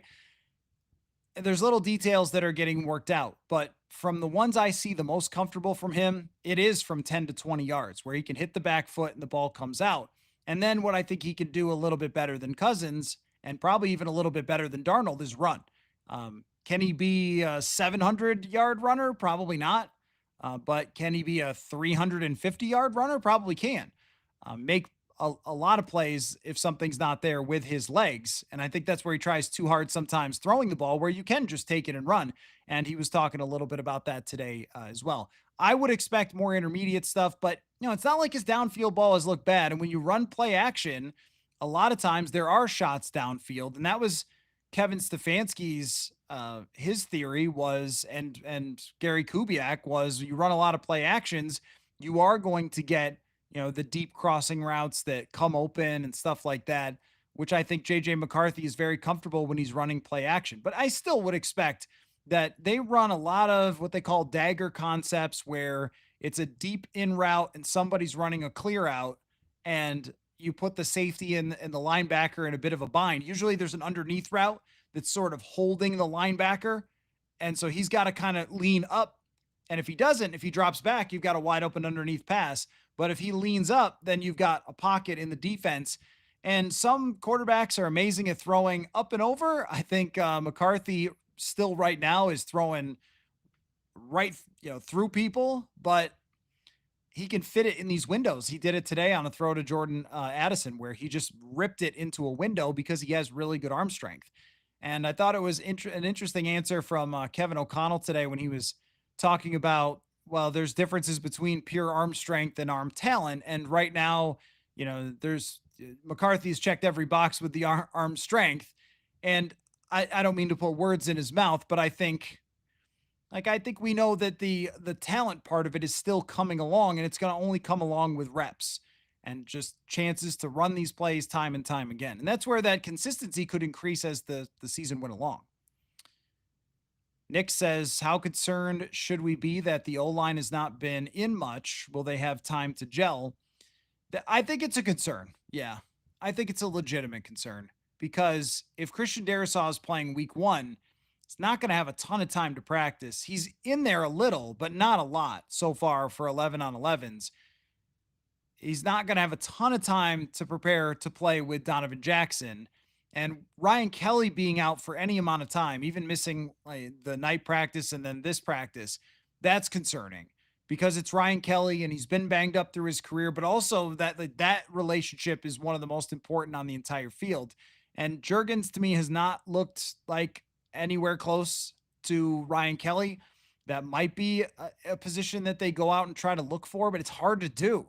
It's hard to go look for a backup center who then has to learn your offense versus someone you've developed over 2 years. But, there's always a fall off. They need Ryan Kelly to be healthy. And if he misses more practice next week, then you do start to get concerned about these guys because Donovan Jackson needs all the help that he can get. So yes. And when you hear that the defense is constantly crushing the offensive line, like you do have that thought of like, that's great for the defense, but also your backup left tackle's in there and your backup center's in there today. And that's kind of what you can expect. If they don't have a healthy offensive line, there's going to be a lot of trouble, because I thought that there would be like that we would come out of this saying, oh, there's pretty good depth. I haven't felt that way so far, other than feeling pretty good about Blake Brandel if they need a guard. First name, last name says they were arguing about Brady and making excuses about his success even after he won a couple rings. That's absolutely true. The sports show BSers will always nitpick someone who isn't established great. Look, I mean, there are people who have made their full entire careers out of saying LeBron James isn't that good or whatever. Like, okay, again, if you're Cleveland, do you care? So the only thing JJ McCarthy can do is be so good that he doesn't have to care. And like you said about Tom Brady, say what you're going to say about Brady. Early in Manning's career, when he didn't win the Super Bowl, he got that same, like, is he a choker? Is he not clutch? Is he, et cetera? And there was maybe some to that where he had played poorly in some playoff games, but he's going 14-2 and 13-3 in the regular season with mediocre or decent teams, and then not winning in the playoffs. And it was like, oh, well, he stinks. I don't know. So you're right. You kind of have to just put that stuff out of sight, out of mind, because that's how it's going to be if you are on front page news. And guess what? The Minnesota Vikings play their first 2 games on national television. And, then they go shortly after that over to Dublin and then to London. And guess what? Everybody's going to see those games. So island games that exist on their own that every person is watching, there's going to be 4 out of the first 5. Everyone's going to be watching JJ McCarthy to start this season, which means there's going to be a lot of opinions about McCarthy. If he doesn't start out with great numbers, then the people who said he was bad are going to say, see, I told you. And if he's good, they'll just talk about somebody else. Like, that's the trick of it, right? The hard part is trying to gather as much information as you can and project the best that you can, I think, with all the things that you've heard, things that you've seen, numbers that you have, information you have, all that sort of stuff. Like, that's the fun part to me, is trying to put it all in a pot and figure out, like, where exactly is it going to be? I think it's lazy to just say a quarterback stinks every single day, but I don't know. Maybe that would have earned me more money. But we're doing great on the show, so I'm extremely pleased. I don't know. Son of Beavers says, do you think that we try and bring in another veteran for the O-line, specifically center and tackle? I think you kind of are where you are at this point. It would have to be pretty soon that they did that. Center is possible. It's just, it's always who. It's always who. Like, who's it going to be? What center is going to be better than Juergens, who's been here for 2 years? Juergens would probably struggle pretty significantly as a pass protector if he's got to be in there for 3-4 weeks. But we used to say this about Dakota Dozier, where it was like, if he's got to come in for a week or 2, you're going to be fine. If he's got to come in for a long period of time, you're going to be in trouble. And I feel the same way about most of the backup offensive linemen. School is the one where I think he better not be matched up against a guy as good as Jonathan Grenard, or then he's in trouble. He's probably not as bad as he's looked just because of the competition. And the first couple weeks don't really have that type of guy. We'll see what James Pierce is. He might be pretty quick for Justin School. Like, it's hard if he has to play through 2 weeks. It's hard to not have Christian Darrisaw. And there's not that many swing tackles. Remember, the Vikings loved Rashad Hill for years. I mean, just kind of, and I like Rashad. He's a great guy, but he's just sort of a guy. If you're even big enough to play left tackle in the league, you could stick around. They had David Questenberry. Like, you didn't want that guy to play. It's never not like this. There's never a next great left tackle you're looking for, but maybe they could look at a center. You got to do it fast though. Luis Ponce de Leon says, wasn't that an Explorer? Says, is it too early for a QB comparison for JJ McCarthy? Of course, the next one that comes in is John Elway, which I did make kind of a tongue-in-cheek comment about once, because he does have a rocket arm. and he's much bigger than people think. But I'm not going to rationally say that he's like JJ McCarthy or that he's like John Elway, because that's one of the 10 best quarterbacks ever. Somebody brought up Jim Kelly the other day, same kind of deal, like 4 Super Bowls, Hall of Fame. Like, I see what you're saying with like the toughness and the strong arm and stuff, but probably a little bit too far to go. See, when I make these comparisons, people, they don't like them. They want them to be like much better. So if I said that he should play like Alex Smith this year, I think a lot of people would be like, Alex Smith, yuck. But, at the same time, Alex Smith early in his career game managed his way to an NFC championship with the 49ers with a great team and made some plays in the biggest moments, didn't have the hugest stats, but won a lot and didn't turn the ball over and played really smart football. It's like, I kind of want him to play like that early on and then see what else sort of comes about. He is so young that, where's it going to go from here? It is hard to think about, because when I think of other quarterbacks that I think can be in the same tier, they're just so different. Even like a Jordan Love. Like, Jordan Love's just different. He either throws screens or he throws bombs, and his bombs are amazing or terrible, and that's kind of who Jordan Love is right now. But it might end up in that same tier of, this year, just outside of the top guys.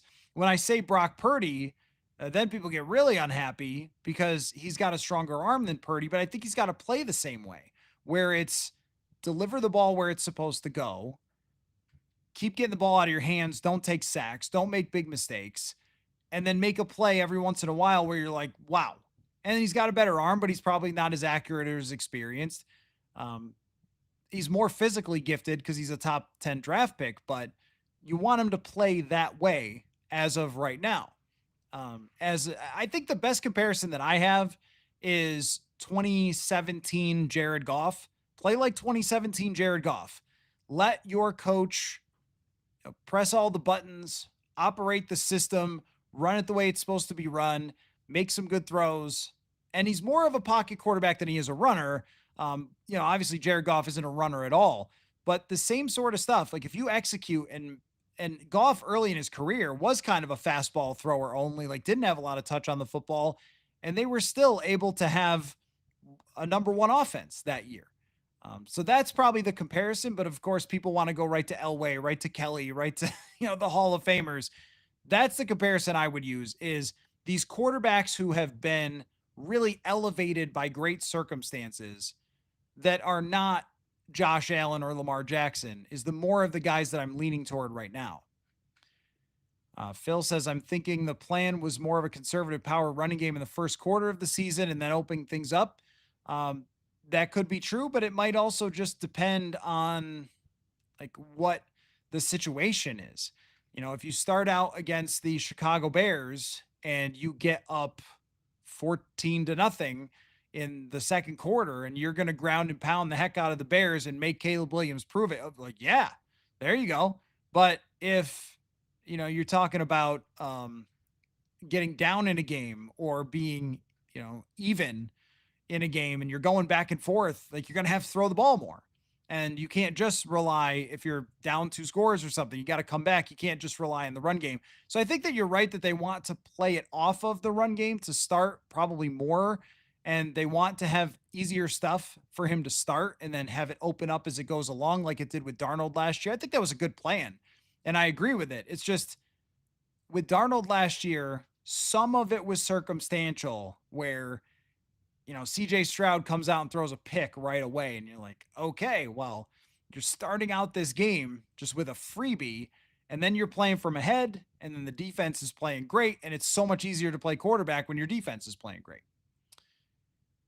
Let's see. Expose says, we think in Darisaw week 2 to 3 more likely than 1. I mean, if I had to put money on it, yes, but you just don't really know. I think he's going to have to start taking more snaps soon, but I am not his knee doctor. So this is just the guess, is that he would have to start taking a lot more snaps pretty soon in order for him to be really ready for week 1.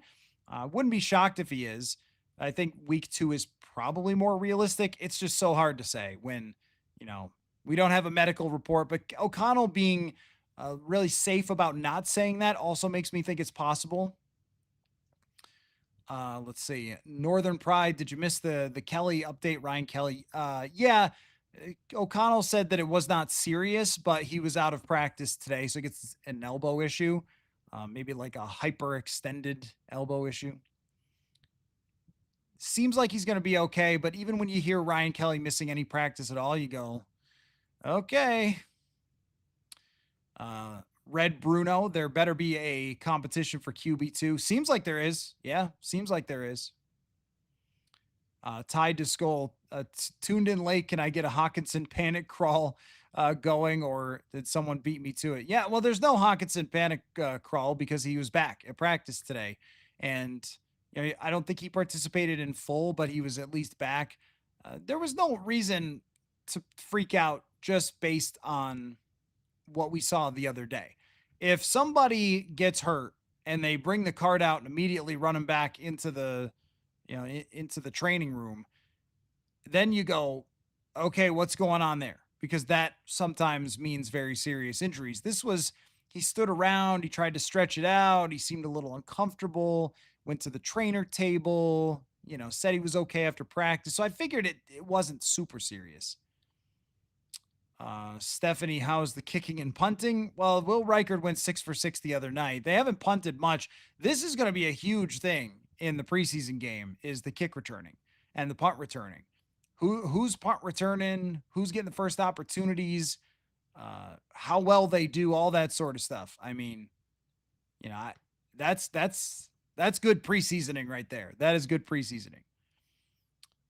AJ, who plays the most on Saturday? Do you just mean quarterback or just like for the entire roster? I would guess that, I really have no idea how much McCarthy's going to play. I would guess that they want him to play a few series though. And then it will be Howell and they'll go from there to Rippon and to maybe Max Brosmer at the end of the game. I don't know if they'll be able to get him in very much. The quarterback 4 doesn't always end up in the game too much. As far as who plays the most on the rest of the roster, it would likely be the third team guys that play the second half, where you're just trying to get them reps because they haven't had reps at all so far throughout training camp. They just haven't. It's really hard to get, those types of guys, the third teamers on the field very often. So, you guys will say like, how's, Silas Bolden looking? And the answer is, well, we just, haven't seen him much other than in the punt returning. So the opportunity is there in the preseason for somebody like Silas Bolden or Miles Price or whatever other player, Tyler Batty, who you guys heard all about, whatever other player is out there to get a chance to actually shine, because they're not getting many opportunities in camp where it's all first and second team, almost all the guys who are going to really dictate whether this team wins or loses, honestly. Patrick says, will there be a real number 1 this year, or do you think that it will be fairly evenly split? Right now, I'm leaning evenly split. Right now, I am leaning on the evenly split side. But you did just remind me, by the way, of the FanDuel question of the day. And this is where the chat is going to have to help me throughout the year to remember the FanDuel question of the day. Here is the FanDuel question of the day. Jordan Love's over-under for passing yards is 3,550.5. If he throws for only 3,500 yards, how many games will the Packers win? I would go with 7 or 8. If he only throws for 3,500 yards, I don't think that the Green Bay Packers have much of a chance. I think they need the over and over big, because relying on the run game is nice. They need to throw the football really effectively in this division with these great defenses and good quarterbacks and good offenses. I don't think you can throw for 3,500 yards and win that many games. But maybe you disagree. Are the Packers good enough? So if he goes with the under, how many games would the Packers win? That's your FanDuel question of the day. Next comment here from Son of Beavers. I think Howell struggles in the game. We bring in another backup quarterback. You've wanted CJ Beathard all offseason, but look who we're talking about here. Jeff Driscoll, Jake Fromm. None of these guys are going to be better than Brett Rippon. You might as well just have Brett Rippon at that point. Julio, can we ask KOC how confident he is going into the season with the level of play from the O-line? I feel like that's an unfair question, though, Julio, because we haven't seen the entire O-line. That's really it. We just haven't seen the entire O-line together yet with Christian Darrisaw and Ryan Kelly together, all at the same time. So he should be pretty confident in those guys. But I think that my guess would be he's a little frustrated by how it's looked with it not being a complete offensive line. When it's complete, he should be pretty good. It should be. Donovan Jackson is the wild card, though. It is definitely the wild card of how much Donovan Jackson can develop as a pass protector, how much chemistry he can get right away with Ryan Kelly and with Christian Darrisaw. Because, if you're an opposing team and you're looking at that O-line, who's the one guy that you're going to try to target? It's probably going to be the rookie. It's probably not going to be Fries. It's probably not going to be Darrisaw. It's probably going to be the rookie. Try and drink more water these days, folks. Actually, I ran out of soda, so we'll have to settle. Let's see. Nick says, I want the team to carry JJ in a way that is not in any way the same as how they carried Kirk.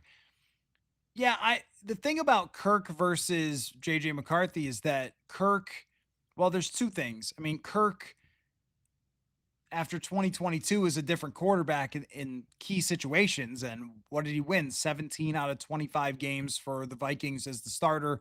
If JJ McCarthy wins 17 out of his first 25, now I know you're going to bring up the playoffs and you got to win in the playoffs, but if he wins 17 of his first 25 with Kevin O'Connell, it's going to feel pretty darn good.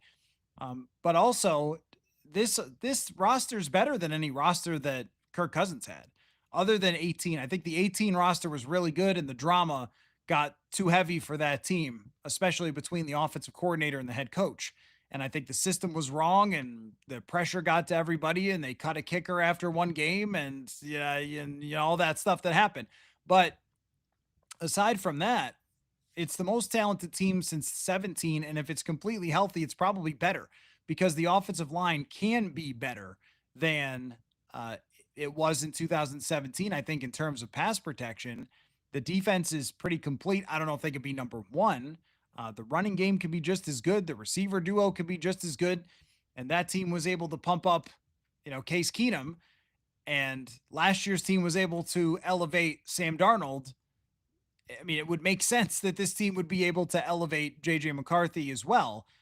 From whatever he would have been in a neutral situation, that he'll probably be better than that. But, I mean, no guarantees based on the health. And sometimes the cookie crumbles the wrong way for you. But this team, in terms of carrying JJ McCarthy, has all of the things to do it. And I mean, that's what I mean about, I would never criticize a quarterback unless it was like a Trent Dilfer situation, but that's 25 years ago. I would never criticize a quarterback for winning games with a really good football team, because the last time I checked, all the Super Bowl champions won a lot of games with really good football teams. And, you can let somebody else rank the quarterbacks, and you can let somebody else rank JJ McCarthy the 18th. I mean, imagine if you were, just put yourself in the shoes. This is where you want to be. Put yourself in the shoes of the Philadelphia Eagles. Those fans who are, on the aggressive side, they see all the quarterback rankings every year, and Jalen Hurts is never an elite quarterback, never ranked high by anybody. It's mid, 20th, 15th, whatever it might be. And then the guy's gone to the Super Bowl 2 of the last 3 years. You think they care? That's where you want to be.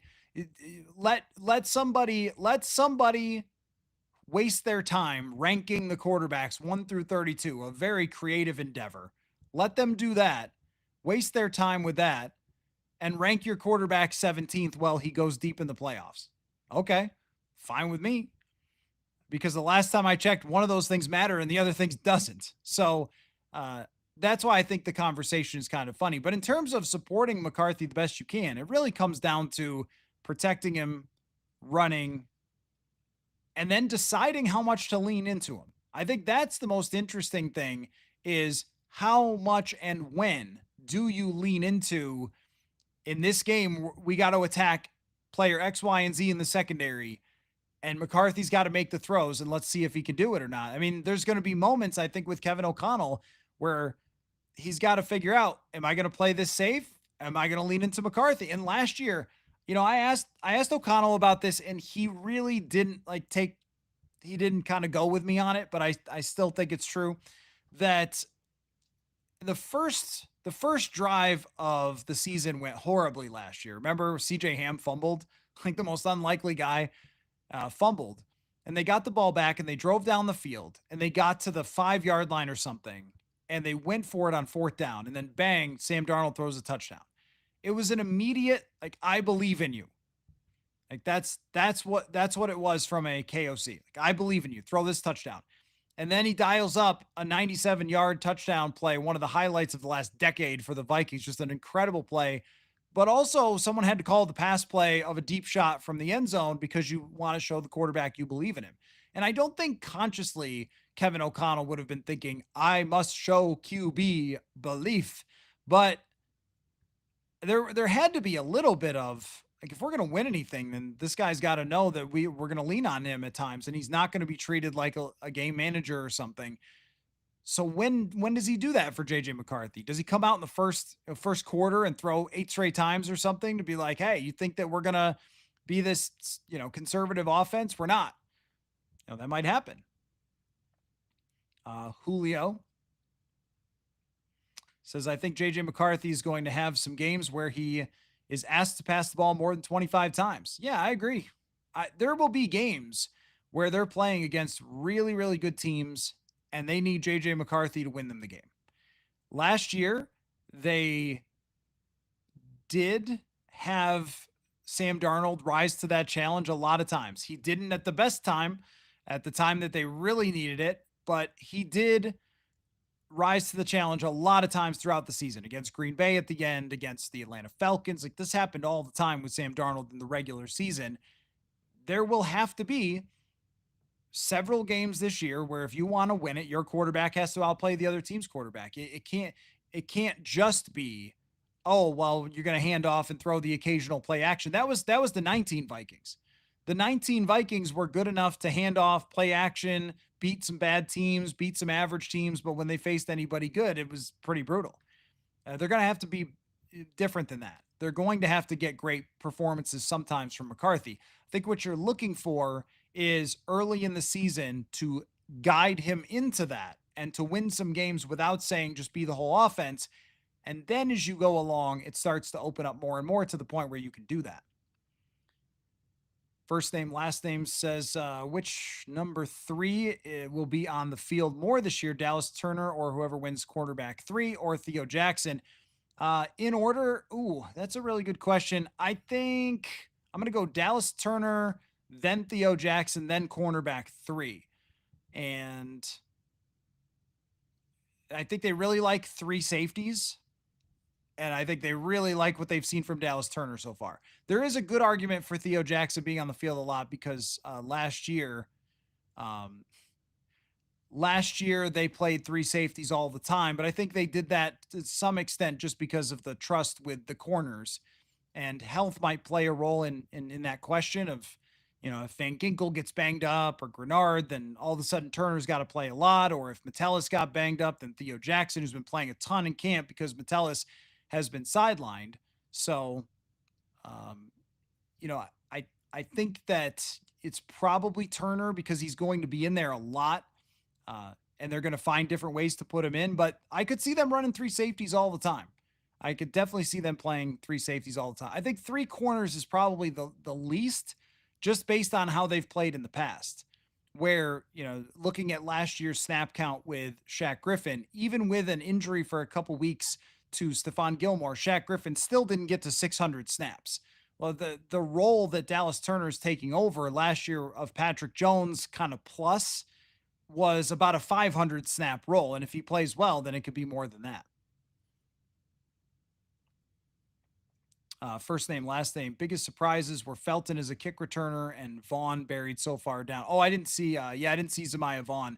And that's why it is unofficial, my friends, because that's what I was saying about like the Brian Asamoah. I mean, Kobe King has been ahead of Brian Asamoah, but if you notice, a lot of it is just sorted by just the way that their experience plays out. Like the less experienced guys get sorted at the bottom, even if they've been playing more like Zamaya Vaughn. Felton as a kick returner might be real. That actually might be real. I definitely want to see him get opportunities to kick return. I think we will. And we'll see Rondale Moore punt return. But I mean, the kick returns and punt returns, there's a lot of excitement there, honestly, because the kick return is going to be a big play this year. And the punt return, they have not had the slightest impact as punt return since Marcus Sherrills. That's a long time. We're talking D.D. Westbrook. I remember Brandon Zylstra going back there for a couple. They have just not had any impact whatsoever as far as punt returning. Brandon Powell, didn't even have really his moments. He kind of just caught the ball and that was it. His moment was fumbling in Philadelphia, and it felt like after that they just, let's not even worry about it. Let's see. Kit, do you think that there's a bad actor in the Vikings facility feeding anti-JJ messaging to Coward and Rossini? I've thought for a little while now that there's information that has been put out there to certain people that has been maybe aimed at undermining certain things. That's kind of how it's felt. Whether it was, I mean, you think about it, there's all the reports that turned out to be bogus, all correlated to like trying to stir chaos. Like this is not a chaos team. I've covered a chaos team. It used to be here. 2021 was the most chaos I've ever seen in my life. And 2016 was a lot of chaos too. Both under Mike Zimmer, chaos coach. He caused chaos in 17. They were winning every game and he caused problems. It hasn't been really that way under Kwesi Adofo-Mensah and Kevin O'Connell. Like, no one knows drama better than people covering the Minnesota Vikings. We just haven't really seen it.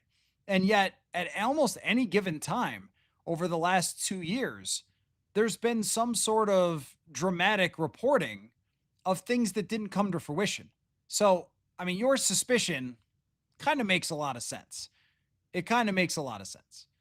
The whole, they're going to trade Justin Jefferson for Malik Neighbors. I mean, maybe, you can, and every one of them sounds plausible enough, but you put them all together and none of them come to fruition. You're like, okay, well, maybe they have a conversation in a meeting about like, what if we did this crazy thing because of the salary cap or something? And then, no, let's not do that. And the same thing goes for Aaron Rodgers, where we all figured this out. They had a conversation. KOC had a conversation with Rodgers. It was probably a serious conversation. And then they take it to the front office and they have a meeting, because what else do they do there other than have meetings about football players? And then they decide, no, it's not something we're doing. This is not a crazy thing to happen inside of a football building. And yet you definitely would have thought that. The dude says our cap problem is why we can't sign anyone right now. We're apparently 65 in the million in the hole for next year. No. I would not make that interpretation. If they needed to sign someone right now or make a move right now, they can absolutely do that. And that next year, they're going to be able to, the way that these contracts are structured, easily get to under the cap. It's not going to be a problem. They've set up a lot of these contracts for restructures. There are other players that might get cut at the end of this year. If you needed to sign one more backup quarterback, one more center, make a trade for somebody, you're doing it. It's next year. This is a very much kind of like New Orleans Saints type of situation where you go, there's 65 over for next year. And then they're like, oh, let me restructure a couple contracts. And then you're back. And you lose this player or that player. But I don't think that they're in like serious cap problems for next year. It's just the way that the timing of some of the contracts where their cap hits go up, but they can also be restructured and it's not going to be an issue. But next year's free agency won't be exciting. But as of right now, oh yeah, they could definitely do whatever they wanted right now. I mean, they can't go out and get someone worth 40 million, but they can do a lot of the things right now. If they needed to, a backup center, a backup quarterback, they could do that. Susan, Darnold, McCarthy comparisons are always tough because they have different strengths. McCarthy is a quicker release that may turn out to have better intermediate and close game, and Darnold clearly better downfield. Yeah. So the thing about Sam Darnold is, now you talk about comparisons. I mean, who can you compare him to? Like it's like a Jameis Winston with only half the interceptions, where it's just constantly looking to throw that ball to the deepest possible route that breaks open and believing in your arm so much that you can do it. Uh, and honestly, he had a lot of success in doing that. And Darnold's arm was so freakishly talented that he can put it in a bucket 40 yards down the field over a linebacker in front of a safety. And we saw him do it. I mean, time and time again with some of these just preposterous throws. I don't think that McCarthy at this point in his career, and Darnold didn't either at this point in his career, has that like laser sharpness that Darnold did down the field, but he clearly has throws that he's very comfortable with. And, it's like Julio says, people got to stop sleeping on McCarthy's arm. He has a cannon. Well, yeah, he does have a cannon, but he has a cannon where it's like a little kid operating a cannon where he fires it and then it kind of throws him back a little bit. Like he hasn't grown into his arm strength yet to make it a complete arm talent the way that Sam Darnold had at that point in the career. So that means what is going to work out a lot better is probably the intermediate stuff. And I totally agree with your point, Susan, of just getting rid of the football. Like he is a guy who is going to, I think, be much better at getting rid of the football than Darnold, who would just wait and wait. And the thing that Darnold did that drove me crazy was he ran backwards. He would, turn back around and try to escape backwards to make a play. You just can't do that. Melkill, how would you lean toward KOC leaning on ball control in the run game as JJ begins his career? I mean, the way that they've run the ball in training camp and the way that the offensive line with Fries and Jackson looks in the run game, the way that Mason has looked in training camp, and we know Aaron Jones, for me, he still has burst that he's shown. You should lean on it because it works, like not just even on purpose, not like with the intention of JJ McCarthy, but lean on it because it's something that can help you and can put him in favorable situations. You look at any quarterback and their stats and what they've done in their careers.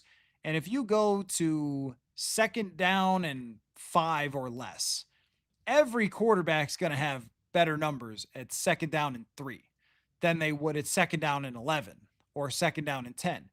And so they have to consider that those 1st down runs that succeed are really good in terms of setting up play actions where JJ McCarthy is going to be, I think, really good. So that's where you want to lean on that run game. But if you're playing the Bears and you're going to Soldier Field and they score on their first 2 drives, well, that's out the window. So they kind of have to have everything if they want to be a complete offense. But early on, I think you are trying to set things up to be as favorable as you possibly can. But I remember this coming up with Josh Dobbs. And I don't think about Josh Dobbs' little run very often, but I remember O'Connell talking about how you can't just have somebody run like half the offense. It's just not going to work. Like you have to have someone who understands the whole offense. So they were trying to train him to get the whole offense, and it's Josh Dobbs, so it fell off eventually, and that's, how it works sometimes. But, when it comes to, with backup quarterbacks and journeymen, we love those journeymen on this show, but there are realities to the Case Keenums of the world and the Josh Dobbses who have their shining moments, and it's great and it's good for them, but usually doesn't last. But I remember him saying that, and I feel the same way about McCarthy, where ideally you get up, first 15 plays, the script, and O'Connell calls the opening script, which he's usually very good at. They score, they get ahead.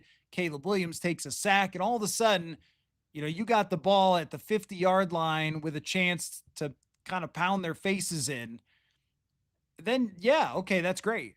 But let's say that you give up a touchdown on the opening kickoff and then, fumble or something, and you're down 10-0 right away. Well, you're probably not just going to be, handing off over and over and over again. So they got to be ready for a little bit of everything.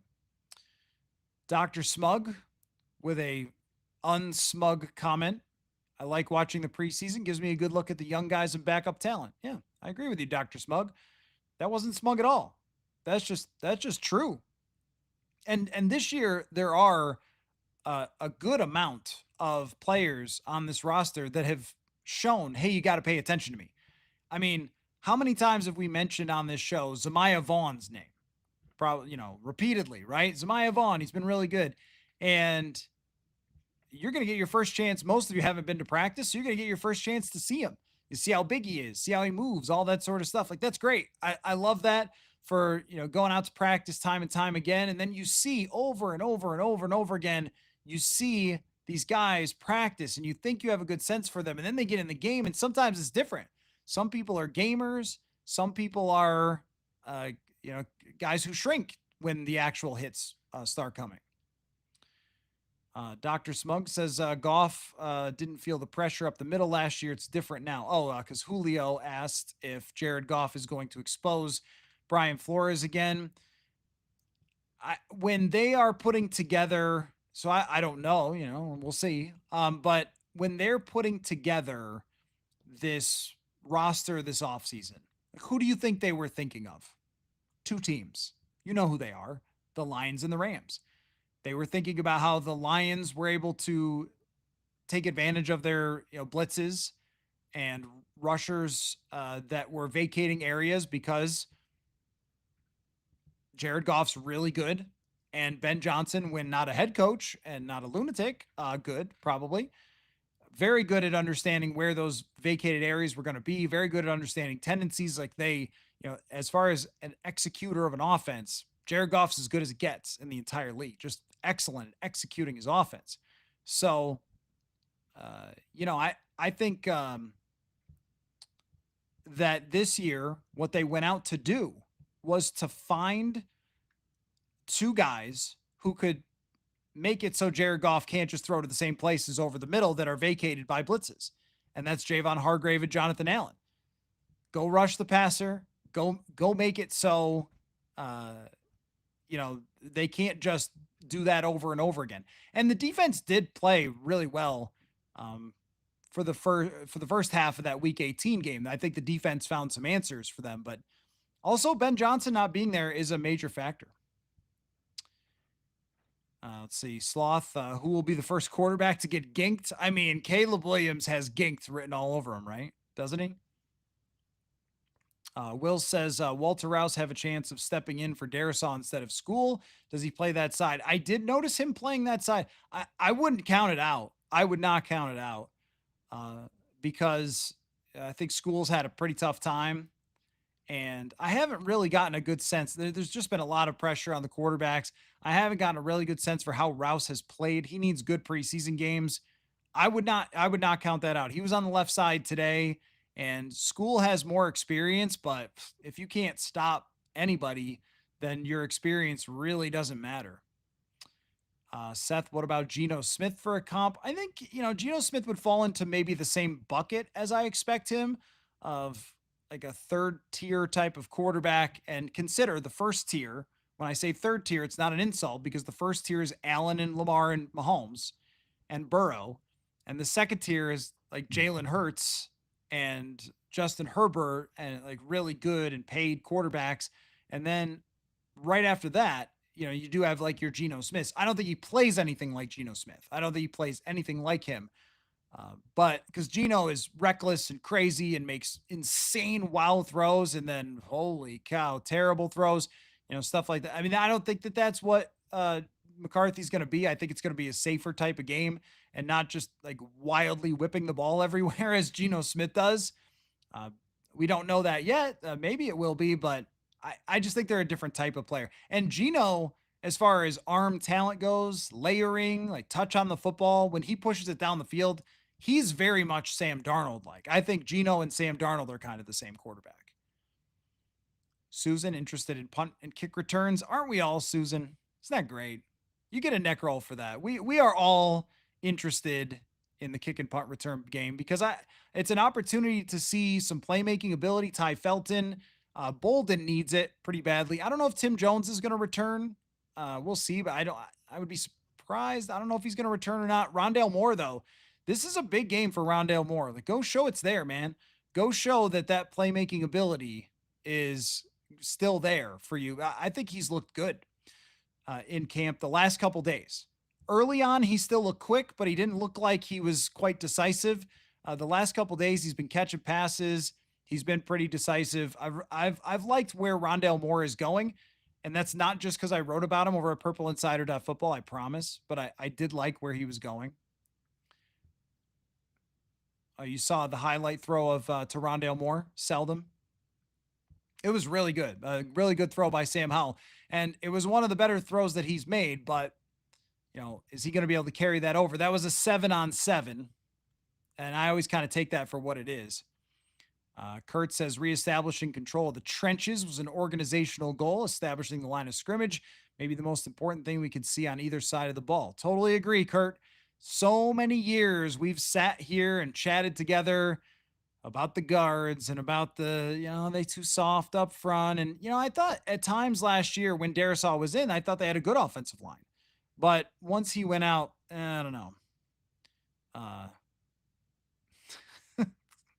Conrad is offended that Ryan Tannehill doesn't want to sign with the Vikings.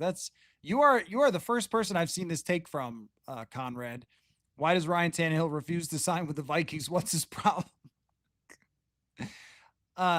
If I had to guess, I'm not Ryan Tannehill's representative, so it's only a guess. But if I had to take a swing at it, I would say that Ryan Tannehill made a lot of money in his career and had a pretty solid NFL career for, being a top draft pick overall, made the playoffs with the Dolphins, got hurt, and then came back, and he played really well with the Titans for a couple seasons. He probably only wants to come back if he is going to be a starting quarterback. So if a starting quarterback in the league got hurt and they, needed somebody to start and they call Ryan Tannehill, I think he would maybe, put the helmet back on. But is he going to just stand on the sideline with the clipboard for JJ McCarthy? He's made too much money for that. Like, why would I do that? If I'm him, why would I do that? Like, Joe Flacco seems to be able to not quit football, and so he doesn't mind doing that. But when it comes to Ryan Tannehill, he might not feel that way. He might feel like not getting hit in the face is better. Joe Flacco is just a football psycho, and I respect that he wants to come back and play for the Browns just because he loves ball so much. That's pretty wild. Not everyone's like that. For some folks, it's like, I'm in my 30s. I've made enough money and, moving on with life. That might be where Ryan Tannehill is at. But they check with people. They're always going to check with somebody like that. Melkill, do you think the Vikings defense will dominate primarily with takeaways or sacks or both? What I think it is that pressure will lead to problems. And it certainly has for, the Vikings first team and second team offenses. It's last year, they were really good at sacks, really good at takeaways, but they were only getting real pressures from 2 to 3 people. And then they had to just blitz over and over again. It was really just Grenard was the most consistent pressure guy. And Van Ginkel was more of sacks than he was pressures. And then it was blitz, blitz, blitz, blitz, blitz. See, now I think it's more of a beating drum. Like it's guys up front who could just consistently pressure. So they were kind of a home run or strikeout defense last year, where this year I think they could be more of like mix in your home runs, but hit for average and doubles and triples and all that stuff. Do people still get triples? Stadiums aren't big enough. Should have kept Mullins. You're the first guy to say that, Mark. I have not seen that take. I mean, if Nick Mullins is your backup, it's not very much different than if Sam Howell is your backup. That's kind of how I think about it. Mullins is a great guy in the room, and I appreciate him very much that he carved out a career. But I do think that it's a lot of the case around the league that if your backup plays, you're in a lot of trouble. What you want to see from Sam Howell in this preseason game is show that you can run the offense a little bit if you need to. Show the offense that you can run a little bit, connect with some receivers, look in control. The same thing we sort of talked about. Like he hasn't so far. And this is probably the last moment where he gets a break on that for showing up just after the draft, getting traded for. Because until this preseason game, we can say, all right, he's still coming along. He's still coming along. Like, we'll see. We'll see. It's not looking great. He's still coming along. And then when Brett Rippon starts to get more reps, you go, all right, well, that's, pretty clear sign right there of that what we're thinking is right. But if he comes out of the preseason game not playing well, then you probably do have to start having discussions, because that was really what turned things with Mannion and Mond in 22. Is that Mond threw those interceptions against San Francisco, and they were just like, okay, we need to go find something else. Whoop.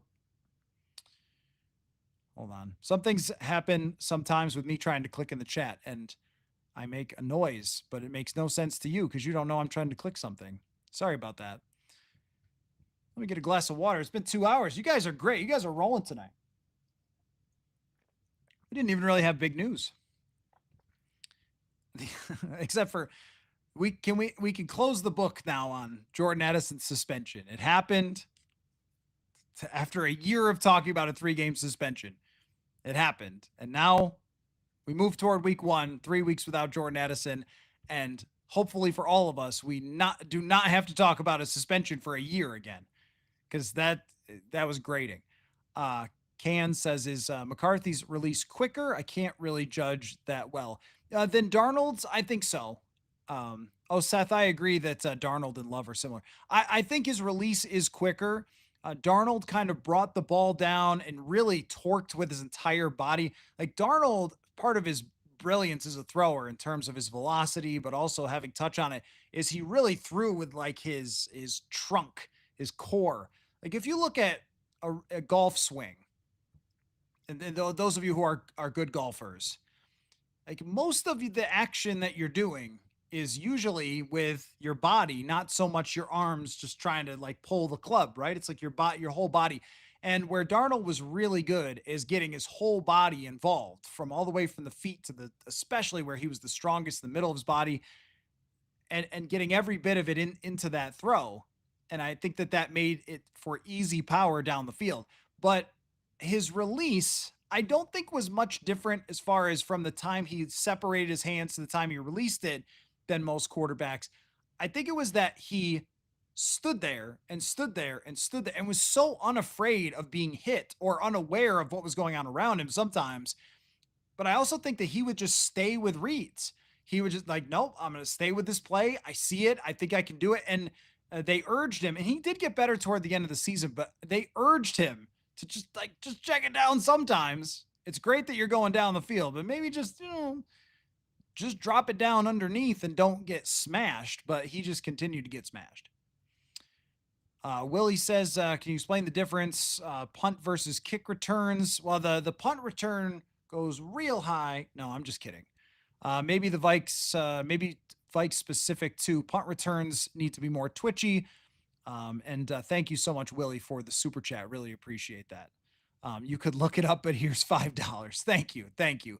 Yeah, no, I mean, the difference between kick returners and punt returners is punt returners have to have an extremely, extremely specific set of skills.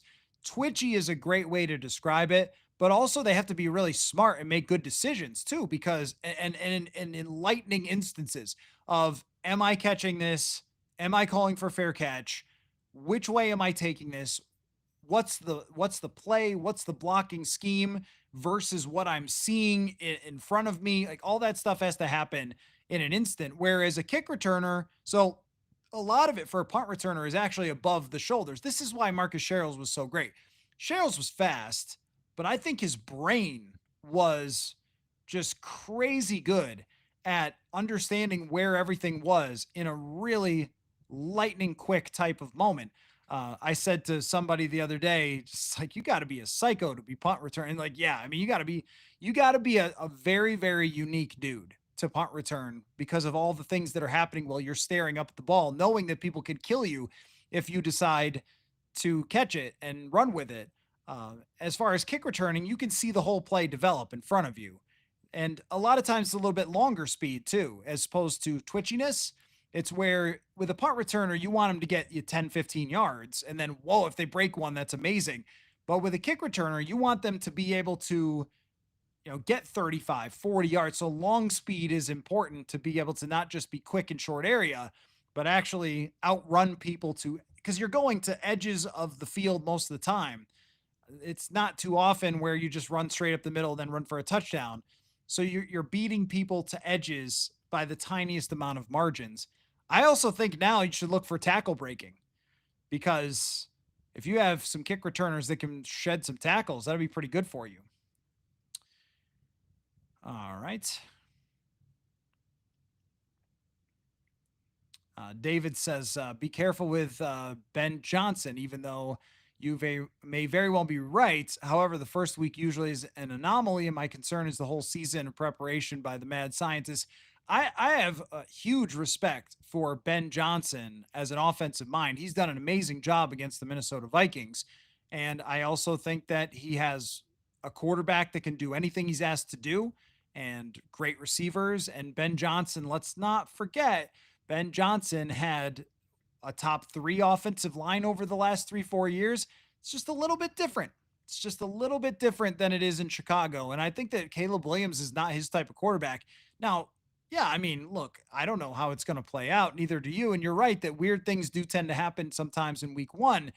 But the way that Ben Johnson is running training camp, from the reports I'm reading from, my friend Courtney Cronin, and hoping next week to have a Chicago Bears reporter on at some point and talk through this a little bit more, because we've been discussing it so much on the show. It kind of looks like lunacy. So you're right that Ben Johnson could come out and they could win, and Caleb could get it, and all his yelling and screaming and huffing and puffing and camp fighting and breaking people's arms and stuff could all work out. Or at least for 1 week, it could all work out. I don't know. I think he's a great offensive mind, but is he a fit for Caleb Williams? Does not seem that way. Really doesn't seem that way. Let's see. Rob says prejudged School on his week 2 game versus the Lions, but rewatching shows he's vulnerable to speed rush, not bull rush. Not surprised to see him struggle versus JG. Yeah, no, I mean, you're right. Like, he is limited when it comes to his athleticism. And yeah, I think he can anchor, and I think that he can, like, if someone slams into him full speed, he's going to be okay. But you're right. Grenard's one of the quickest players in the entire league. A lot of teams have guys like Grenard, though. Like, he's really great, and he's one of the best players in the NFL, but the league is not short on great edge rushers. So if you have to play Justin School too much, you're not in great shape. 1 week versus the Bears, you could definitely survive. Andrew, what does McCarthy's throw look like? Goff or Baker? His actual throwing motion? I'd have to think about that. I mean, Goff feels a little bit more reasonable for that, I think, as far as the actual throwing motion. Or do you mean I think the actual throw of the football reminds me of Goff. Baker, when Baker lets it loose, he has an amazing arm. Unbelievable arm. So I mean, Baker's number 1 overall in a great quarterback draft. I think his pure arm talent is higher than McCarthy's. Goff is who his arm reminds me of, because it's got great velocity, but it's not always, flawless, and it's not always flawlessly accurate, but he makes a lot of really, really good decisions. So as far as the, national conversation about McCarthy, we'll continue to keep an eye on it and drop in. And I know that's going to be of interest for you guys. I'm going to try to not talk about it much and just talk about what I see, because I kind of start ranting like you guys do. It's, it can be frustrating when you're on the ground there every day of practice, and then, other people just come from who knows where and say, no, this is the real truth. Don't listen to any of those 12 people who are there, who all come on the Purple Insider show. It's just kind of weird, but it is a strange media stratosphere, because the NFL is huge and the Minnesota Vikings are big right now. They're big in the conversation. And when that happens, everybody is looking for their angle to talk about it, to set themselves apart, set their reporting apart, and whatever it may be. But, I think there's a little bit of truth to the concept that was tossed out there a little bit earlier. Okay, you guys are outpacing me with the comment section today. You're doing a great job.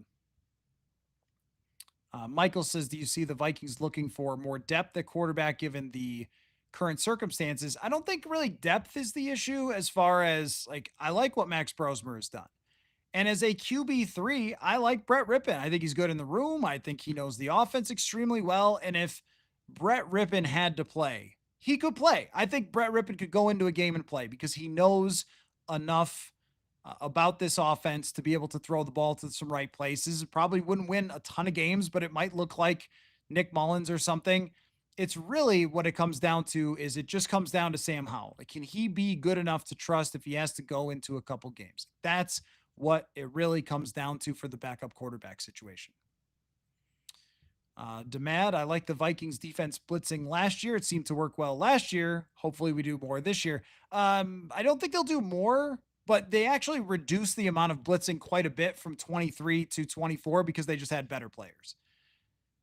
So you might see it go down a little bit toward average because right now they are just running away from the league in the blitz percentage, or at least the, rushing 5. I don't think that they want to be so far out in front that it becomes predictable. They want to be unpredictable is the main thing. They're still going to blitz a lot. I mean, gosh, they have Brian Flores. Like, they're going to blitz, but they don't want to be so obvious all the time where it's always going to be a blitz. Bob says, how much would Theilen cost? It took you guys 2 hours and 14 minutes to talk about Adam Theilen. Come on now. What kind of Vikings podcast are we doing here? Yeah. Well, look, I've had 2 different reporters say to me, because I've kind of, I've been in the camp for a couple years when Thielen's name comes up of, I get it. You want him to return. Once upon a time, if you didn't know, the Vikings brought back Fran Tarkenton. That worked out really well. They also, brought back Andrew Sendejo, and, he played in a playoff game for them, and that worked actually pretty well in that playoff game in 2019.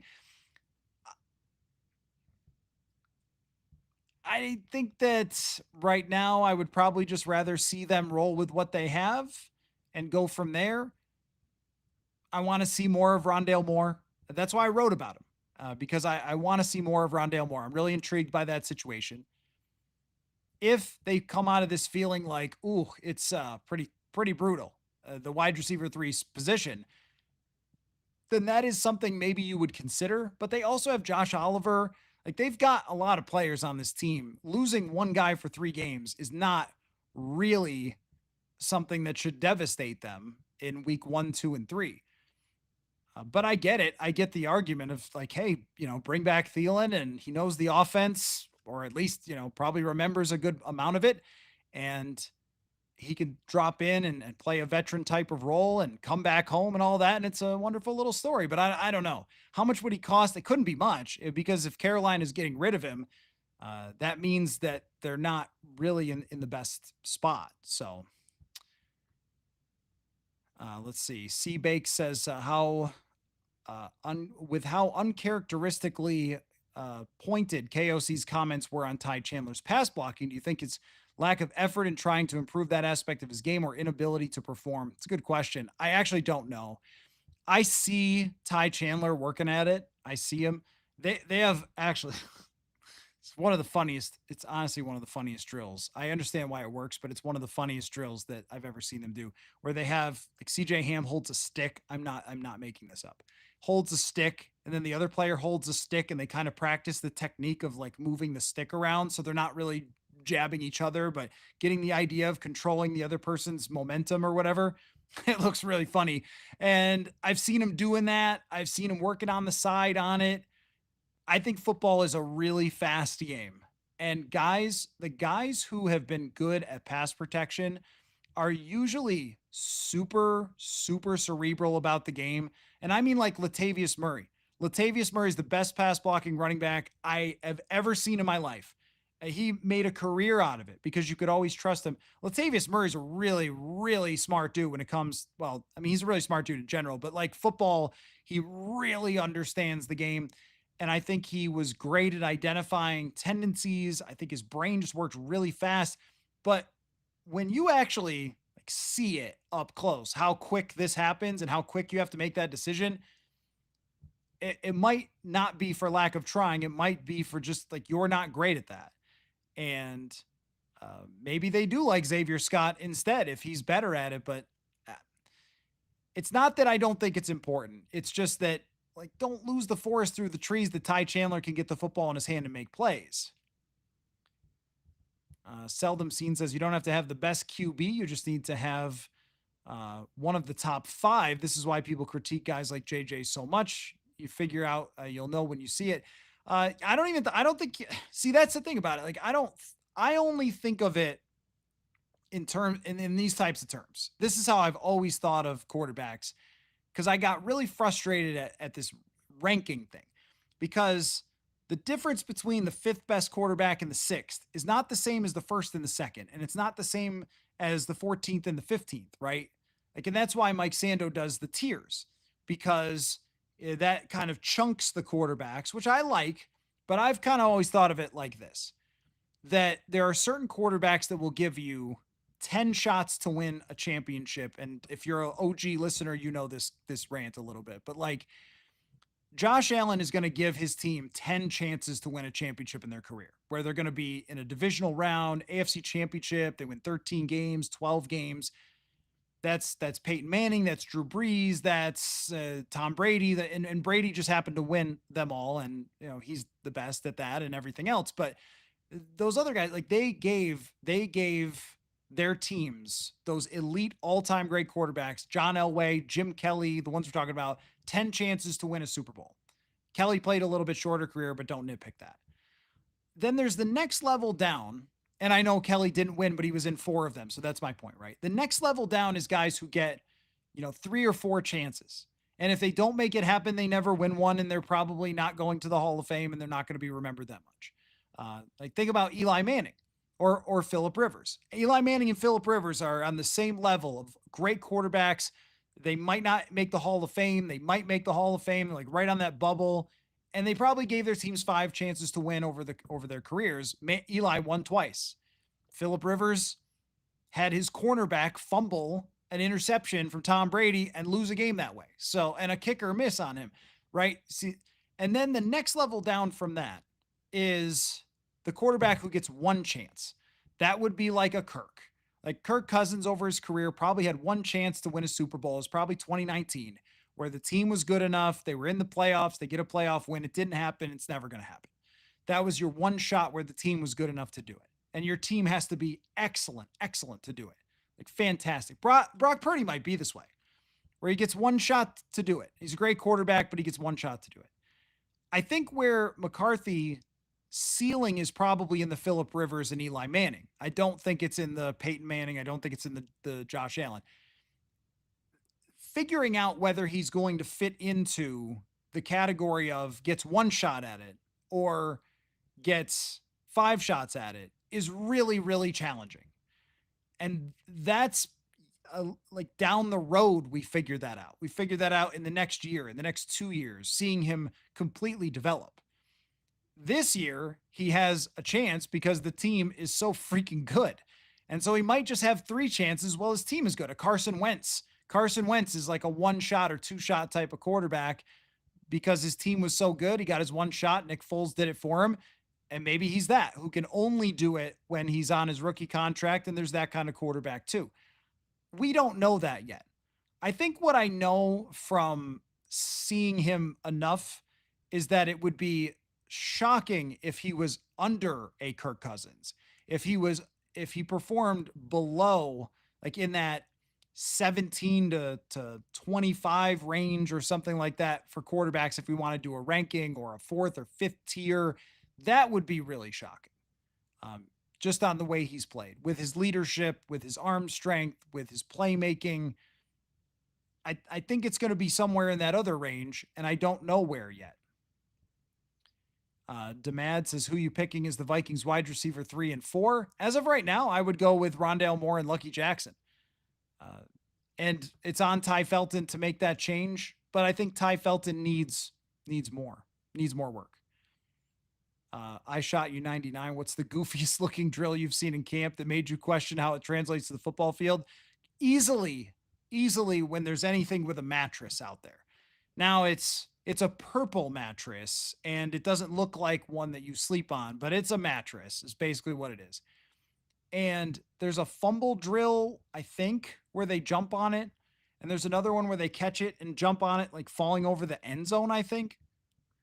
There's a lot going on out there. There's a lot going on out there in warmups. So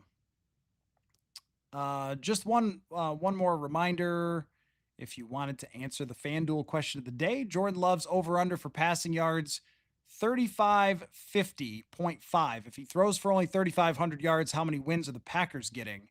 Is the FanDuel question of the day. I say if he doesn't hit that over, they are in trouble. I think they're in trouble if he doesn't hit that over. I don't really know what to make of Green Bay yet, other than I think that they are just another team in the league at this point. And I'm not sure what the path is for them being more than that, except for if Jordan Love has a click. And if Matthew Golden is amazing, and that could change everything for them, that's the one big question, probably.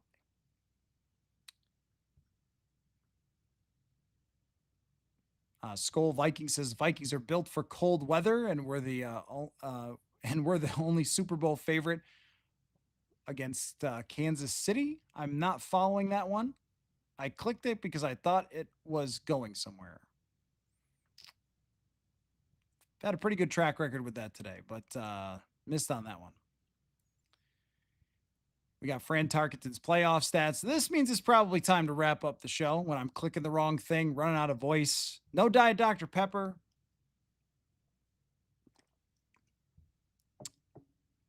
And we got the jokers in the chat, so that's when we know it's probably probably time to run. But you're right about that, Kit. That could just be a big Josh Jacobs year. I agree.